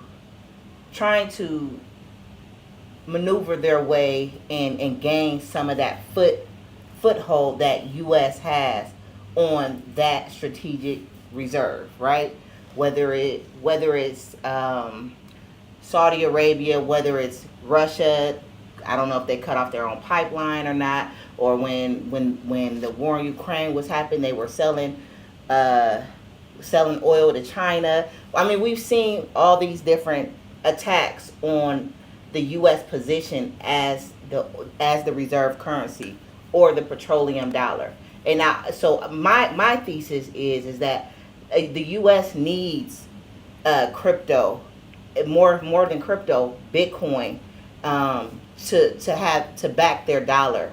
And I believe, like I said, when I said this was the play all along, because they understood like that their dollar was going to be under attack. Mm-hmm. They understood that they were already losing their footstool or whatever, their foothold globally. 2008. There's no coincidence that in 2008 we have that crisis, and then Bitcoin comes a year later. Like you can't tell me that. So when they say they want to make it the world reserve currency, they need something other than oil. So when you say like, hey, we're not transacting, it's not for transacting, and this, that, and the third. Yeah, they're going to still be flipping stable coins like they flip the U.S. dollar right now, but they do need something to be able to anchor their monetary system, I feel. And so that's why I believe like Bitcoin will have to be that new anchor, with them having so much turmoil globally with oil. That's pretty much it in a nutshell. So Let's not forget what this technology is. It is a ledger. Mm-hmm. All of this stuff is accounting, meaning that I can have all these different transactions that happen. The problem is if I make one transaction here and another transaction happens faster, well, I'm still seeing, if I have $1,000 here and I got a different, it's like looking on your credit card or on your debit card, right? And it says that you still have $1,000 left, but you still have all these pending transactions, right? Well, the thing about those pending transactions, you don't have pending transactions in digital currencies, because it's instant settlement. So, meaning there is no way to be overdraft in crypto, in blockchain. That's right. But there in the current system, it is. You can be overdraft, And then you try to figure out where's that money going to come from. So now, guess what I have to do? I have to go to a bank to issue me more credit to cover that. And now the bank is going to get paid off of being able to cover that. But hopefully I have something else coming in to be able to cover that. Now, the reason people are not concerned about the currency being weakened, their problem with the American dollar is that the American dollar is utilized as a surveillance tool. The current banking system is utilized as a surveillance tool, meaning when I accept dollars, I'm only able to accept dollars through particular banks. Right. Yeah. So that says that if you are a company that originates in a sanctioned country, you are cut off from the international banking system. If you accept dollars, that means that you are giving the United States government access to whoever. Whoever. Why? Because that dollar is still an asset, property of the United States government. Countries are saying, I don't mind doing business. It's like having somebody in your house, like, I don't mind you coming in and saying hello, but now you all in my medicine cabinets. Now you all in my refrigerator. Now you all in my diary. That's the challenge that goes on with the American dollar, is that if you are part of this particular system, then you're granting access to a lot of information that you normally wouldn't want them to have. Stable coins, USDT. Once again, there are reasons why Russia is utilizing USDT. Because it's not regulated by the United States government. And once again, this is an accounting ledger. We have to remember that that's what this is. So if I'm able to go to a place that allows me to do trade in USDT, I'm winning. Mind you, is trade done by the actual government, or is trade facilitated by the government? Is trade done by companies trading with each other, and the countries are the ones that helping to facilitate making that happen? So therefore, I'm saying to the companies in my country, I don't mind you doing business with each other, but we don't necessarily have the banking rails for us to transfer large amounts of money. But here is this system that allows me to do that. That was perfect. And there was like three months ago, or maybe 4 months ago, that Saudi Arabia did a huge transaction for like I want to say like 500 million, or was it $1 billion? It was, once you get up there, it's a lot of money, and it was the first of its kind, and that was just a test run. A lot of money for a test run, but it was just a test run. So we already seen that this was about to be happening. If I'm not mistaken, they used Tether instead of USDC for that very reason. There was this one time, I was at a Web3 conference, and I was there, and somebody from MoneyGram was there, and I asked them, what stablecoin are you guys going to be using under your hood? And they said USDC. I said, he said, because it's backed by Circle, or I said, or because you can cut people water off whenever you want to, and it's government controlled, and so you already know that from the regulatory framework that the government is like, all right, this is cool, you cool, but you ain't. You know what I'm saying? And that's basically the only reason why they chose USDC. Obviously, because Circle is basically an extension of the government, private, but nonetheless an extension. I mean, and so when you're using USDC, the government can cut your water off at any time. And I don't remember whose water they got cut off before. Was it Tornado Cash or? I mean, they threw them guys in jail. They weren't using USDC. But I forget, somebody specifically was using USDC, and their water literally got cut off. Damn. And so, and a lot of even in like the earlier crypto days, even before 2020, everybody would say like, hey, USDC, be careful. Simply because of that. So, yeah, that's why I like DAI though. I was gonna say,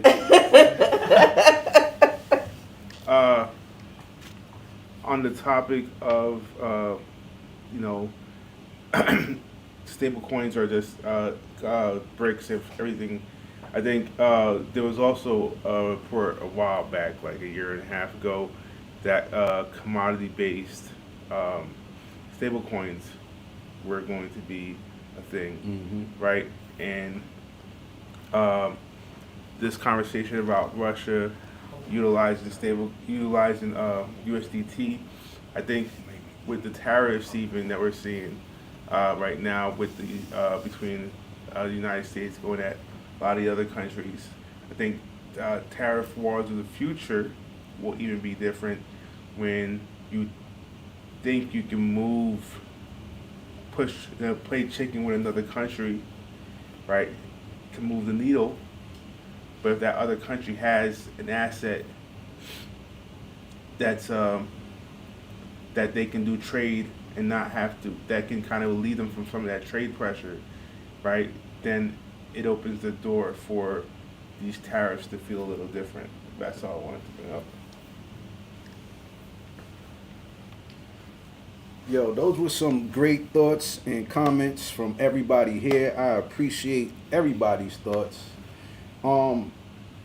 And I'm gonna shave off a couple of articles only for continuity purposes.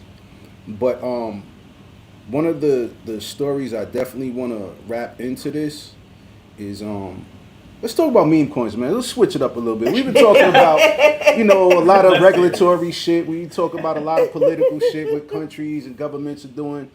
Bottom line, they getting this shit figured out. Hopefully by this summer, our government will have, a stable coin bill. There's a Genius Act. Dirty degen. We got to talk about some of this dirty degen shit when it comes to meme coins, y'all. So The deep end. we talked about last week at ABC on Thursday what Coinbase is doing.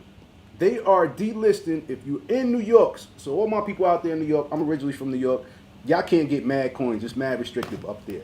But Coinbase listed Floki, Turbo, and GigaChad late 2024. Grand opening, grand closing. For some reason, Coinbase is now delisting those same three tokens, Turbo, GigaChad, and Floki, by April. So I don't know, man. Just make sure you're using the DEX like Uniswap or something, and you'll be able to, I guess get access to those tokens in New York. But for some reason, we know that there's some things going on behind the scenes for them to do this, and we don't know what it is yet. Probably but didn't meet their liquidity requirements. that's a good point. That's a good point. They may not have the liquidity. So This is something I was going to say, but I want to say something about that too. So, but what Robinhood is doing, because they in competition now, they starting to expand their list of cryptocurrencies because Robinhood, they got a lot of flack around 2021 because of the meme stocks and all of that, the GameStop and what was the other one? GameStop. And who?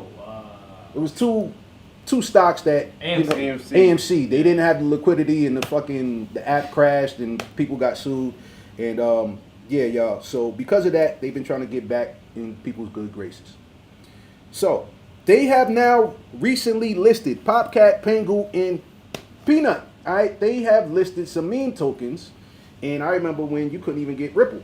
You know what I'm saying? So they just literally jumped over some good utility tokens, and they're now listing Popcat, Pengu, and Peanut. Now, mind you, for all of the people that are fans of Pudgy Penguin, you got airdropped this token. So there was a lot of good momentum Pudgy Penguins have in the real world because they've created plush toys, they created vinyls, they created a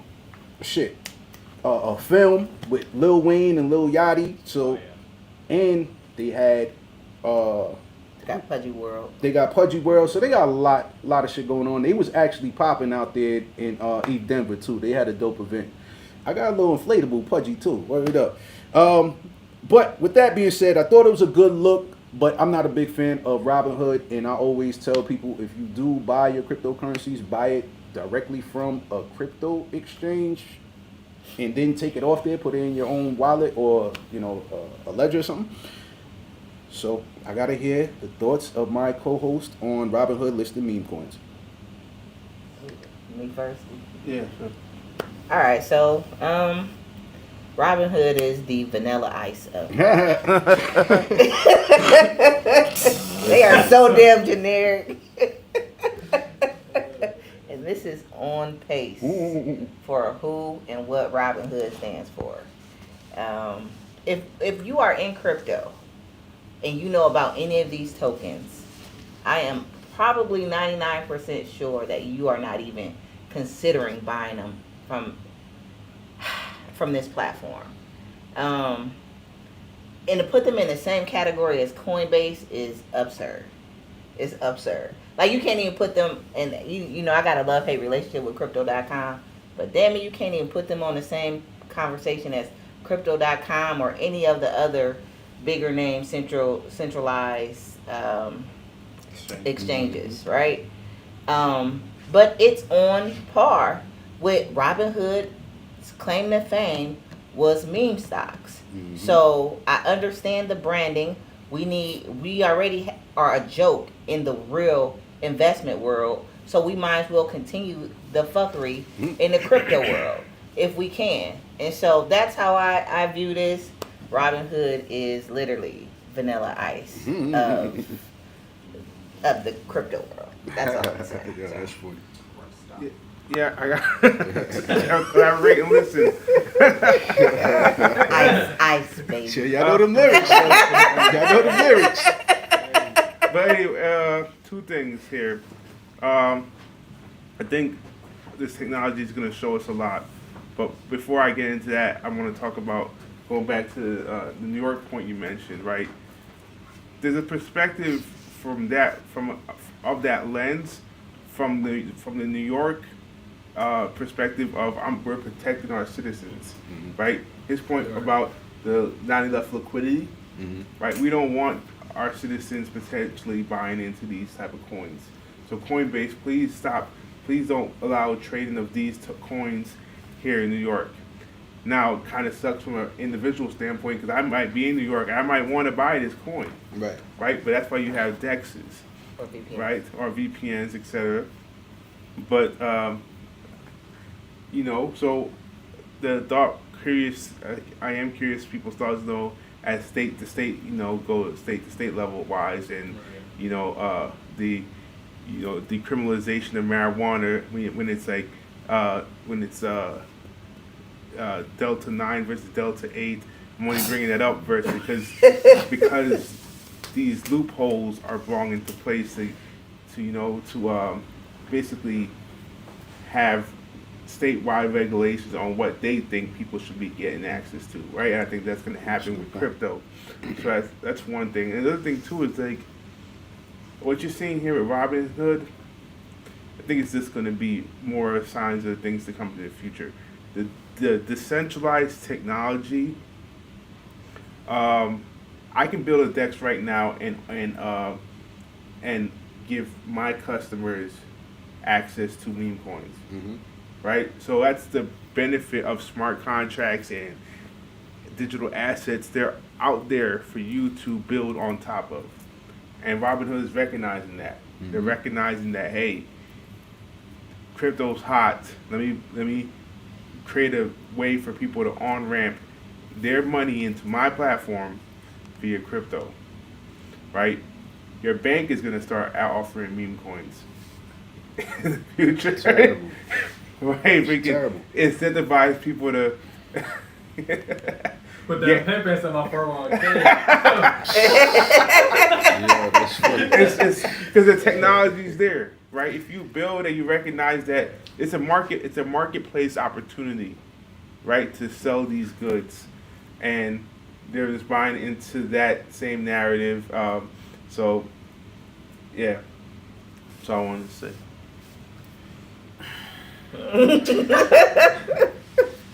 I mean, in the great words of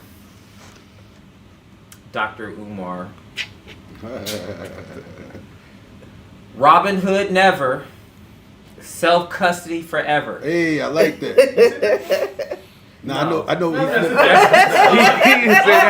You know what he's talking about. You know what he's talking about. It's you gotta wait for the smart people to be like, oh wait, no, I'm with you. But Yeah, that's funny. y'all know, y'all know how I feel about meme coins. The only meme coin that I've ever invested in was Lemon Pepper Wet. That's right. Robin Hood, once again, you have your centralized exchanges. Man, I don't care about that. Robin Hood, hey, get into the space. Get into the space. And if Robin Hood happens to be the way that you get into the space, great. That's a good point. That's all. Yeah.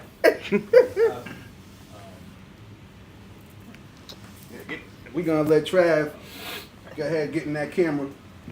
Yeah, I agree with everyone here. It's easier for kind of everyday consumers to kind of get in through things like Robinhood. Even though I personally, even when I was in stocks, I was just E-Trade. Anyway, but I think it's pretty interesting. I do see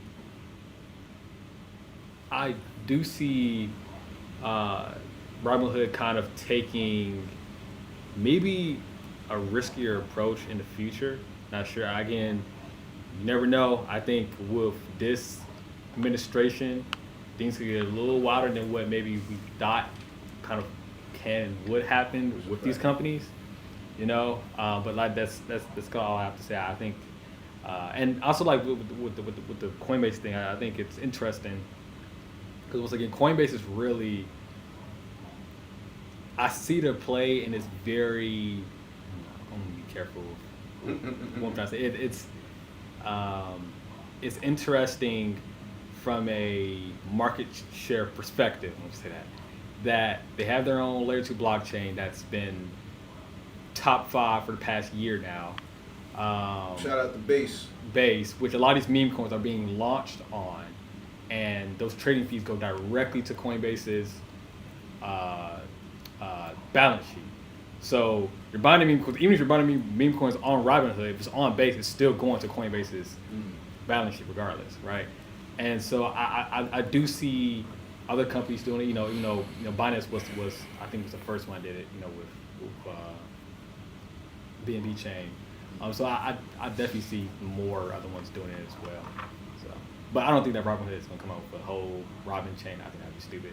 But he said that no, probably not. Robin and people chain. But I do see these other sexes kind of coming in and doing it.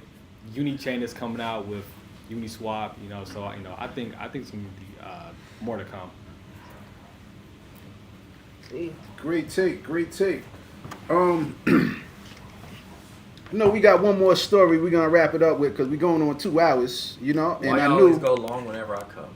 you know why? Like it's every week. It's a great I conversation. love the fact that we get people who are very knowledgeable in this space, and I gotta check everybody actually on Twitter who want to say something, and we got our home girl Blue.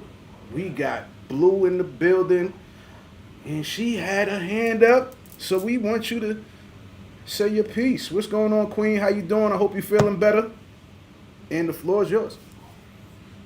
Hey, how y'all doing? All right. I'm loving the conversation.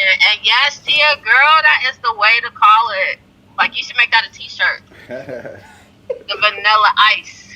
Yeah, that's funny. Now, I see Robinhood, like, very similar to Tia's analogies and stuff like that. It's just like when people put that when the companies put that extra little ingredient in that food to make you dependent. So it's like, one, they gotta create fear. So we've already done that, right? SBS has helped us do that and take care of that very, very, very good. So when the natural general public hears crypto, their face squishes up and says, no, I don't think so. Even though the president and everybody is talking about it on the news, people are still hesitant. And so, like, Robinhood is going to come in and say, you know, I can give it to you quick and easy. You no longer have to cook this long dinner naturally, right? And so, like, I can protect your funds, but not really, because you all forgot that I took all your money for GME and AME. Y'all You know gotta what I'm pause saying? Blue on Like, that one too. Y'all pause me Hold all on, the Blue. time. Hold on, Blue. You had a super. Y'all pause me all the time. Yeah, we had a super pause moment, but I wanted to let you ride because you were actually in a great flow. I didn't want to disturb your stream of thought, but you had a super pause moment, and dudes was just laughing in the back. So that's what the rumblings was going on. But shout out to you, Blue, for that. You can continue your you can continue your thought. I'm sorry. nah, for sure. Nah, you just need people like yourself and ABC to go around and, you know, let people know, you know, that's not organic. So don't get hooked on that. That's a fact. Be It's kind careful. of like crack. It's like crack. It's like, y'all don't want to do that. Y'all don't want to do that. Y'all going to be out here standing with your little hat and your little white mouth, scratching with your hand out saying, can you help me? Yo, Blue, that is funny, yo. But nah, you speaking. All right, you know what? Because we had Dr. Jamar Montgomery mention, you know, people having good health, spiritual well-being. At the same time, we gotta have this disclaimer too. Meme coins is the casino of crypto. This shit is straight up gambling. People get addicted to gambling. We already know how scratch offs and the slots they got in the hood now. You know what I'm saying? So they constantly trying to get people of color to spend they money on shit. You know what I'm saying? So everybody who's in this space, we all probably, mess with a few meme coins, but we always try to advise people to do your research. Don't put a large majority of your portfolio into meme coins. Definitely have an exit strategy. Oh. And you don't want to round trip some coins, so take your profits. Don't be afraid to do that. You know what I'm saying? It's cool to look at those digits in your wallet, but it's even better to know that you can actually, cash out and do some shit. So and when you do, hit up CJ the Smart Guy for your taxes. the premier crypto CPA, if not the world, then definitely the nation. CJ the Smart Guy. CJ the Big Smart up Guy. to CJ the Smart Guy. Bring him back here. Yeah, big up to CJ, man. He gonna get you right with your taxes and your crypto, for real, y'all. And so yeah, that's a disclaimer. So just to double down what Blue said, yes, this is very very dangerous if you get addicted to just trading meme coins. All right, so just be careful out there. With that being said, I do got one last story. We're gonna wrap it up with this, because if y'all can see us live on YouTube and Instagram, I got this Taproot Wizard shirt on right now. So that's one of the first Bitcoin ordinals that were inscribed. So Bitcoin ordinals is like NFTs on Bitcoin, right? So they are actually launching a digital collectible project, and its official mint date is March 25th, featuring only about 2,121 inscriptions. The project, known for creating Bitcoin's first 4 megabyte block and engaging its community through interactive Wizard Quest, will offer minting through 3 primary methods. One, if you got Quantum Cats, if you are a holder of one of those ordinals, you can actually mint one for about 0.1 Bitcoin, right? So Bitcoin is at what, 84,000 right now. So it's about 8,400 that you're gonna pay for this actual Taproot Wizard. So that's crazy. It's 10%.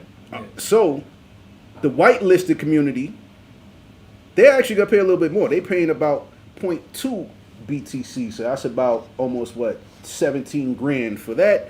And then there'll be a Dutch auction, and they'll sell the remaining inscriptions with prices starting high and decreasing over time.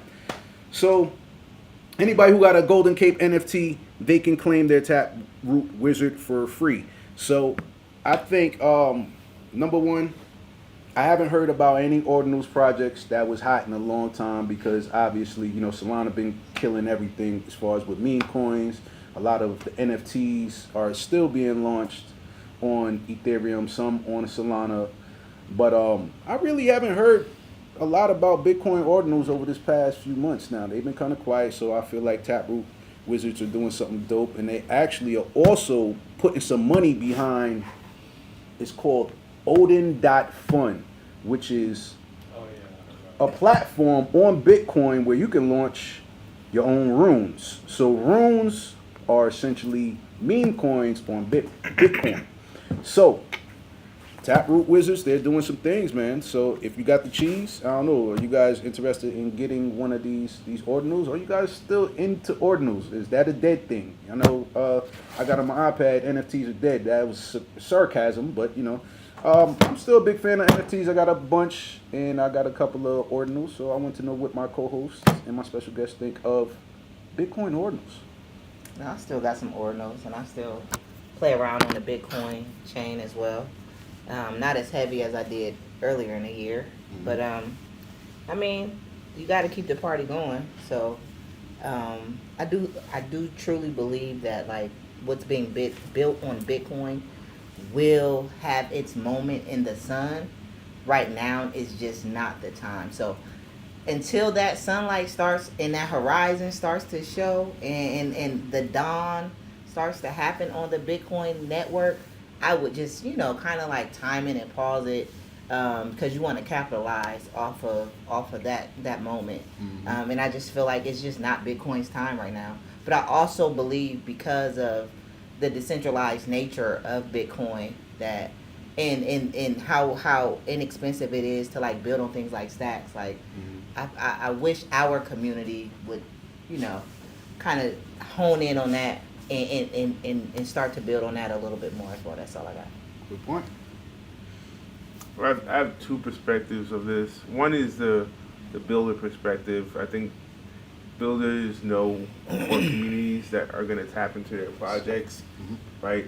And they, like the Taproot Wizards, they know their communities that going to tap into their projects, right? So they feel very incentivized to release projects like this, and it's gonna work for them. I think what's interesting for me, if I look at it from a builder perspective, I like what they're doing, right? The whole concept of entangle your cat, right? So it's like on if you're a fan of the Richard Hart ecosystem, right? You like when he burned Hex as a sacrifice symbol for what happened after that, right? There's a narrative, basically, that gets formed when people form this relationship with the crypto that they have a very, very fondness around, right? So the idea of entangle your quantum cat to then get a cheaper access to this NFT is the storytelling. Right, from a consumer standpoint now, you wish you had a cat to entangle, right? So that being said, what happens now, what I just thought about last night was, at the end of the day, they're just playing with data, right? They're just playing with data. Oh, if you had this piece of data, which is an entangled, which is a cat, you had the ability to entangle it and now get access to this other piece of data, right? And this piece of data I may tell you it's worth this much, but it's something that's unique to their community, so they're gonna fuck with it. I think even if you're not a fan of that like community, or if you're not gonna get access to it, you take lessons from what's happening and the ability to gamify these things, right? These assets in a way where I can create some word. What does it mean to entangle your quantum cat? Like, ask Jada Smith. It's like, hey, that's a great one. Yeah, he was great. That was a good one. He was an Hey, how entanglement. Jada Pinkett catch it straight like He was that? definitely. He was Shooters definitely. gonna shoot. He was in an entanglement. I mean, shit. Last cycle there was proof of everything. Proof of this, proof of that. So it's like it's whatever storyline you want to put around the actual behavior of the data itself. But my point here is like, you know, take this as a learning lesson. I think it's also a sign that because they're putting this marketing and effort around ordinals, I think the space itself will just have a butterfly effect with other projects. If you can't afford this project, will also take on some level of rise as well. It's rare that I don't have nothing to say, and I ain't got nothing to say. See? Yo, listen, man. I just know that we do got a request, and we got Cass. She's back from South by Southwest. So I definitely want to hear her thoughts on Bitcoin Wizard Taproot. Well, excuse me, Taproot Wizards. So Cass, what's going on? How was South by Southwest? And glad you are tapping into our spaces today. What's going on, Queen? Absolutely. Sorry if I sound a little under the weather. South by Southwest was awesome. I did the 7th all the way to the now. I'm driving back with Blue to Georgia as we speak. We got 10 more hours. So Wow. got a lot of time on our hands. But South by was great. The panel went well. We'll give more updates on that later. It was awesome. It would be too much for one moment, but I did want to talk about on topic about what you folks were talking about, and comment on Odin.fun. That's what I sent in our group chat kind of a while back. I think if anything, y'all should get on it and also refer each other and get some Bitcoin for referring each other. Like at the very least, earn yourself some Bitcoin. I also think Odin.fun in particular, because I know Bob, the guy that, the team and the guy that created it. Oh, wow. And there's other attempts of meme coins on Bitcoin, because I asked him if he was the first. But he is the first in terms of the speed that you can do. You can, like, lightning speed do, like, 20 transactions, just one after the other, click as quick as you can to, like, sell at 25% and different things. So their speed is what they're known for, but also because it's super early, I think it's a really good way to learn charts. Because when you're trading on like Solana or Base or Ethereum, and I put mine on like second because I really like to see everything like that fast. It's a lot slower on Odin just because there's not a lot of people there yet.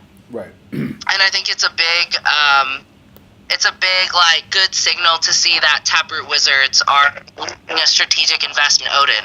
So yeah, I think there's gonna be more to come there. So I would pay attention. I personally am trying not to trade away my Bitcoin. I'm trying to stack my sats. No doubt. But I do think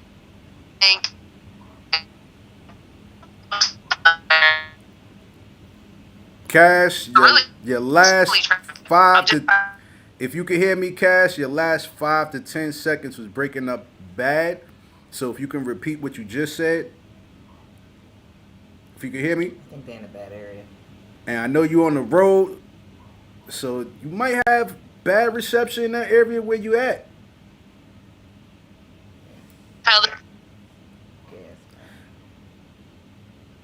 Yeah. I'm in Texas still. Oh, all right. Now I hear you. Oh, I might be losing you guys. All right, now I hear you. All right, say that part again. Say that can you guys hear me? Yeah. We can hear you. Say that last like 10, 15 seconds over, please.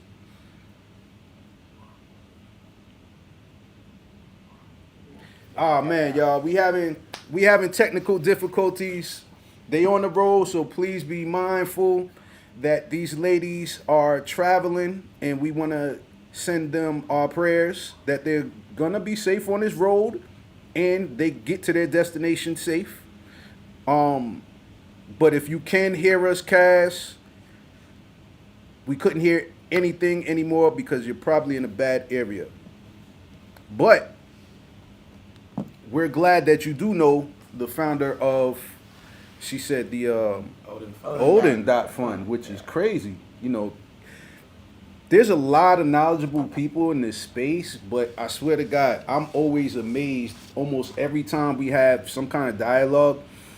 Kaz or Blue, they either know somebody or they actually know somebody that knows somebody that's connected to a particular chain or a platform or a project. So, man, these ladies been moving and shaking in this space. So we definitely want to give them their props and their just due for being women of color in this space who are very knowledgeable.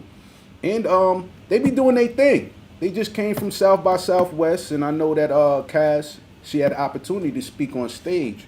So I don't know if Doc ever met Kaz and Blue yet. I've met Kaz. Me and Kaz did artwork together at NFT NYC. That's super dope. I'm glad y'all are connected. I'm glad y'all are connected, man. So Well, I want to say one thing. oh yeah, go ahead, Just Cheeze. NFTs are going to come back very, very strong, I think. We're going to go into like an NFT 2.0 phase. I've been reading up a lot on even what's going to happen on Ethereum. They've been celebrating actually their own version of inscriptions that a lot of people have been overlooking for years, which is the ability to actually put art or files on the call data script of the actual NFT, so you can indeed have the art on chain, right? And that's been very popular when it was platform like the dude that did the Chromie Squiggles, right? The Chromie Squiggles was going for a lot of money, and then there were Tyler, what's his last name? I forgot, but and then you got what's his name? The guy that did the checks, visual value, right? Familiar. Yeah, huh? I'm not familiar. He did some checks. I'll show you. You probably seen he did the Pepe checks. Gotcha. But a lot of those arts that I'm referring to right now, they're all technically on chain, and I feel like there's going to be resurgence around we're seeing around NFTs, but specifically like on-chain NFTs. Yeah, I hope so, man. Cause like I said, I still got a lot of NFTs I'm holding on to, and there's been a lot of lawsuits that have been dropped now. So OpenSea had their lawsuit dropped. Yuga Labs had their lawsuit dropped. There's another one that eludes me. They had their lawsuit dropped by the SEC. But just to know that we have a new regime in Washington and they are pro crypto, and I'm glad to see that even a lot of exchange getting lawsuits dropped, whether it's Gemini, whether it's Kraken, whether it's Coinbase. It's very positive for this space and the ecosystem, so it won't drive innovation, outside of the country, y'all. And with that being said, is there any other things? I know I got to big up to people in the building first before I wrap up. You know what I'm saying? First, I got to say my co-hosts. I have phenomenal co-hosts. Just Cheeze, NFTia. We got Dr. Jamar Montgomery. It's his third time here. We got to big up his wife, Khadija, too, because she held down a lot of the photos and the videography down at the Robert F. Khadija Smith Academy out there. You know what I'm saying? So it's a beautiful black couple in Web3. So they're very knowledgeable. So that's super dope to see black love in this.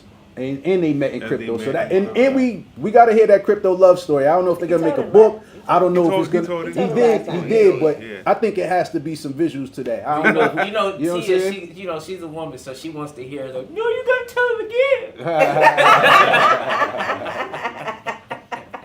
So, yes, again, big up to Doc and his wife Khadija. We gotta big up Larry. I don't know if he wanna shout out his book again and where you can find it, but it's on Amazon. Search Crypto A to Z on Amazon. You'll find Crypto A to Z, you'll be able to find it. And the founder of Starter Labs in the Atlanta Blockchain Center, Marlon Williams, did the forward for his book too. Amen. Thank you, Marlon. So we gotta big up Marlon. We always gotta big up Big Dog because we at ABC right now, and this is a home for us. This is church for us. You know what I'm saying? So I definitely appreciate this place and everybody who's been under this roof and giving us some good information about crypto. Even the gentleman that you mentioned from Hedera ended up, he came here. Larry, he came here and spoke too, so he's familiar with ABC. And we got Elijah in the back there. You know, we didn't get a chance to get him up on stage. We had a lot of people, but I don't know if he want to say something right quick. And we got to big up Trav with Dap Hub. You know, so that's going to be your Web3 home screen on your Apple devices or your Android devices. So, you know, there's a lot of builders in this space. We got to big up people like Project Pi, man. They got the little cool keychains out right now. You know what I'm saying? They got the cool keychains. Tia, you want to big up Sweet? I mean, we've talked enough about Sweet. I want to big up Skylark, man. Oh, big up I gotta big up Skylark. Skylark. No Skylark doubt. doing big stuff, man. And it's more to come. I know Joe, he's quiet over here. He talked about everything under the sun but Skylark. But Skylark is going to be a force to be reckoned with. So big up to Skylark. That's right. And our goal here at ABC is what? 10 and 5. Yes. To make Atlanta a top 10 city for crypto and Web3 and AI innovation in 5 years. Where we at right now? Where we at, Cheeze? 2.5. 2.5. We Completed. almost 2.5. 3 more years. But guess what? We're going to speak it into existence. We are a top 10 city for Web3 AI innovation. You know what I'm saying? So I want to expound on that because, you know, this was something that I had mentioned. Remember I mentioned this in the car in Denver? Mm-hmm. I said, we're already there, right? And then we came back today and yesterday we had this conversation. You see all that on the wall over there?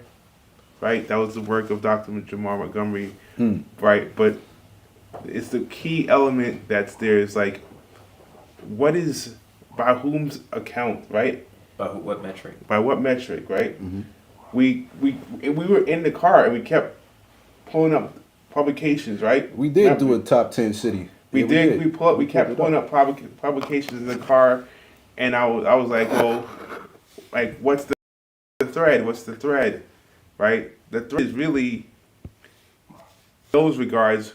Some you could say probably, you know, some of them had legit reasoning. Like, for example, Wyoming had the one thing that they stood out for, which is legislation, right? And then they had highly TradFi places like Singapore, right? Hong Kong. You have Austin, which is basically like trying to become the Silicon Valley of the South. That's right. Right, but in South Korea is the retail capital for crypto. Right. So, but like, what do we do that makes us already top 10? We got the builders. We got the builders. We got the building. We got actually the most diverse group of founders in the whole world. Incubator program that you were a part of.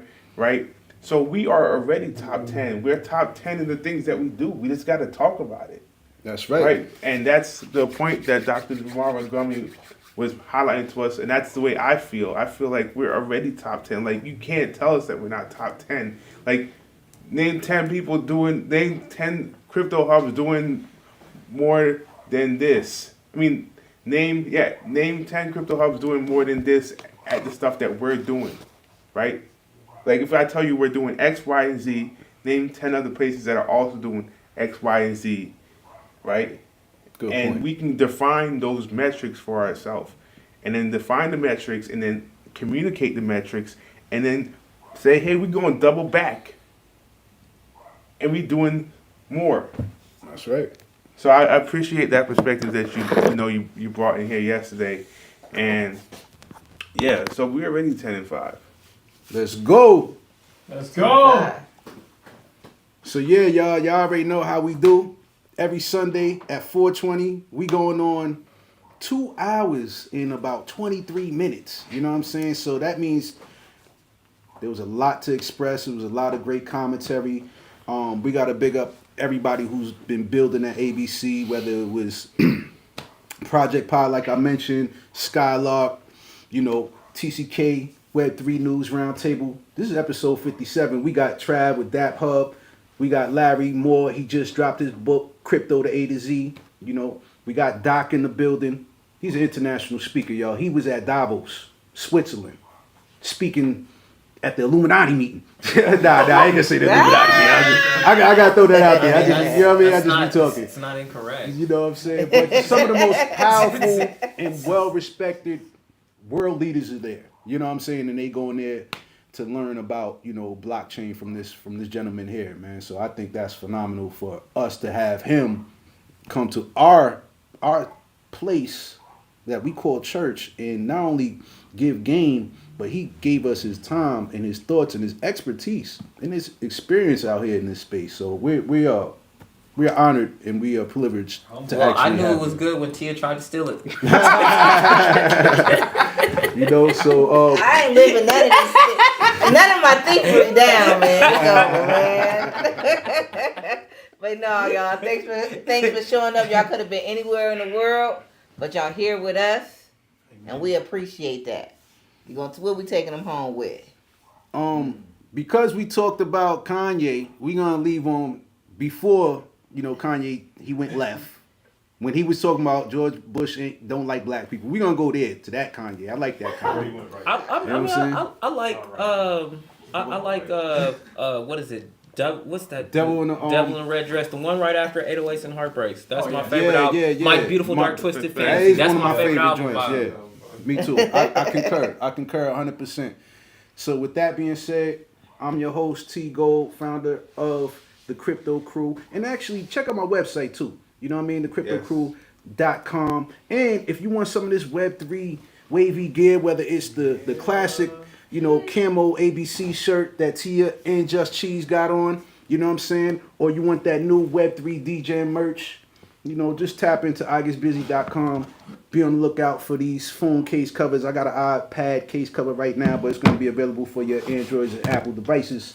And yeah, man, ABC 10 and 5. Y'all already know how we do. 420 every Sunday. Tap in. Let's go. Thank y'all. Peace.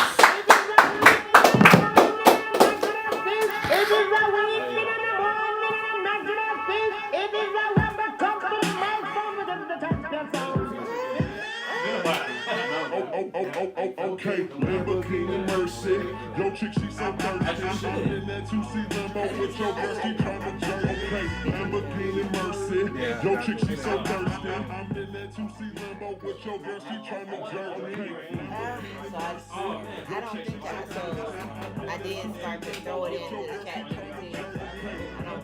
I don't know if the copy that you got were the ones that I had already updated with yours. The thief get a hug, huh? I got it. Thief get a hug, huh? Absolutely.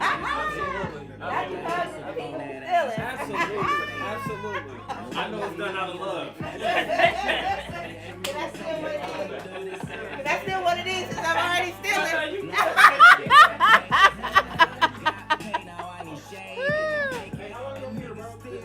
So much hate, I need I'm Perry.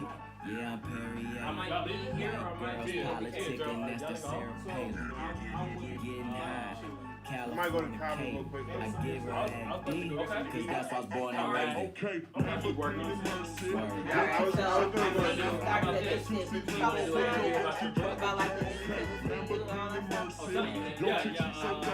I'm in that 2C Lambo with your girl, she tryna jerk me.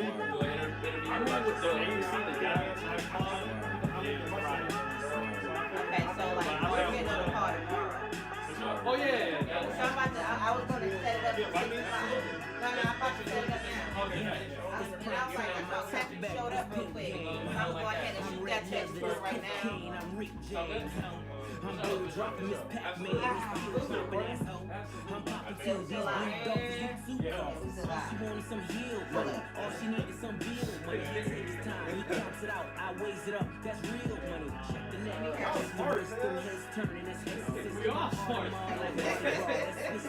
learned a lot. I ain't gonna preference, you've gone, just Jefferson. That white frost on that pound cake, so your Dunkin' Hines is irrelevant. Woo! Lambo, Mercy, Lago, she go wherever I go, wherever we go, we do it pronto. It's like Yo, chick, she so thirsty. I'm in that 2C Lambo with your girl, she tryna jerk. Okay, Lamborghini Mercy. Yo, chick, she so thirsty. I'm in that 2 season mode with your bestie trying to jerk me.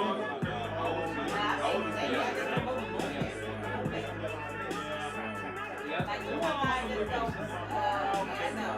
But everywhere, like, when you go, like,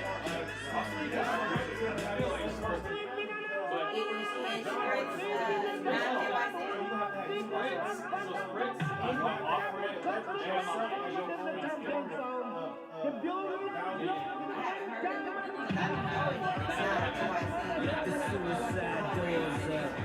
I threw suicides on the tour bus. I threw suicides on the private jet. You know what that mean? I'm fly to death. I step in Def Jam building like I'm the shit. Tell them give me that, I'm a quit.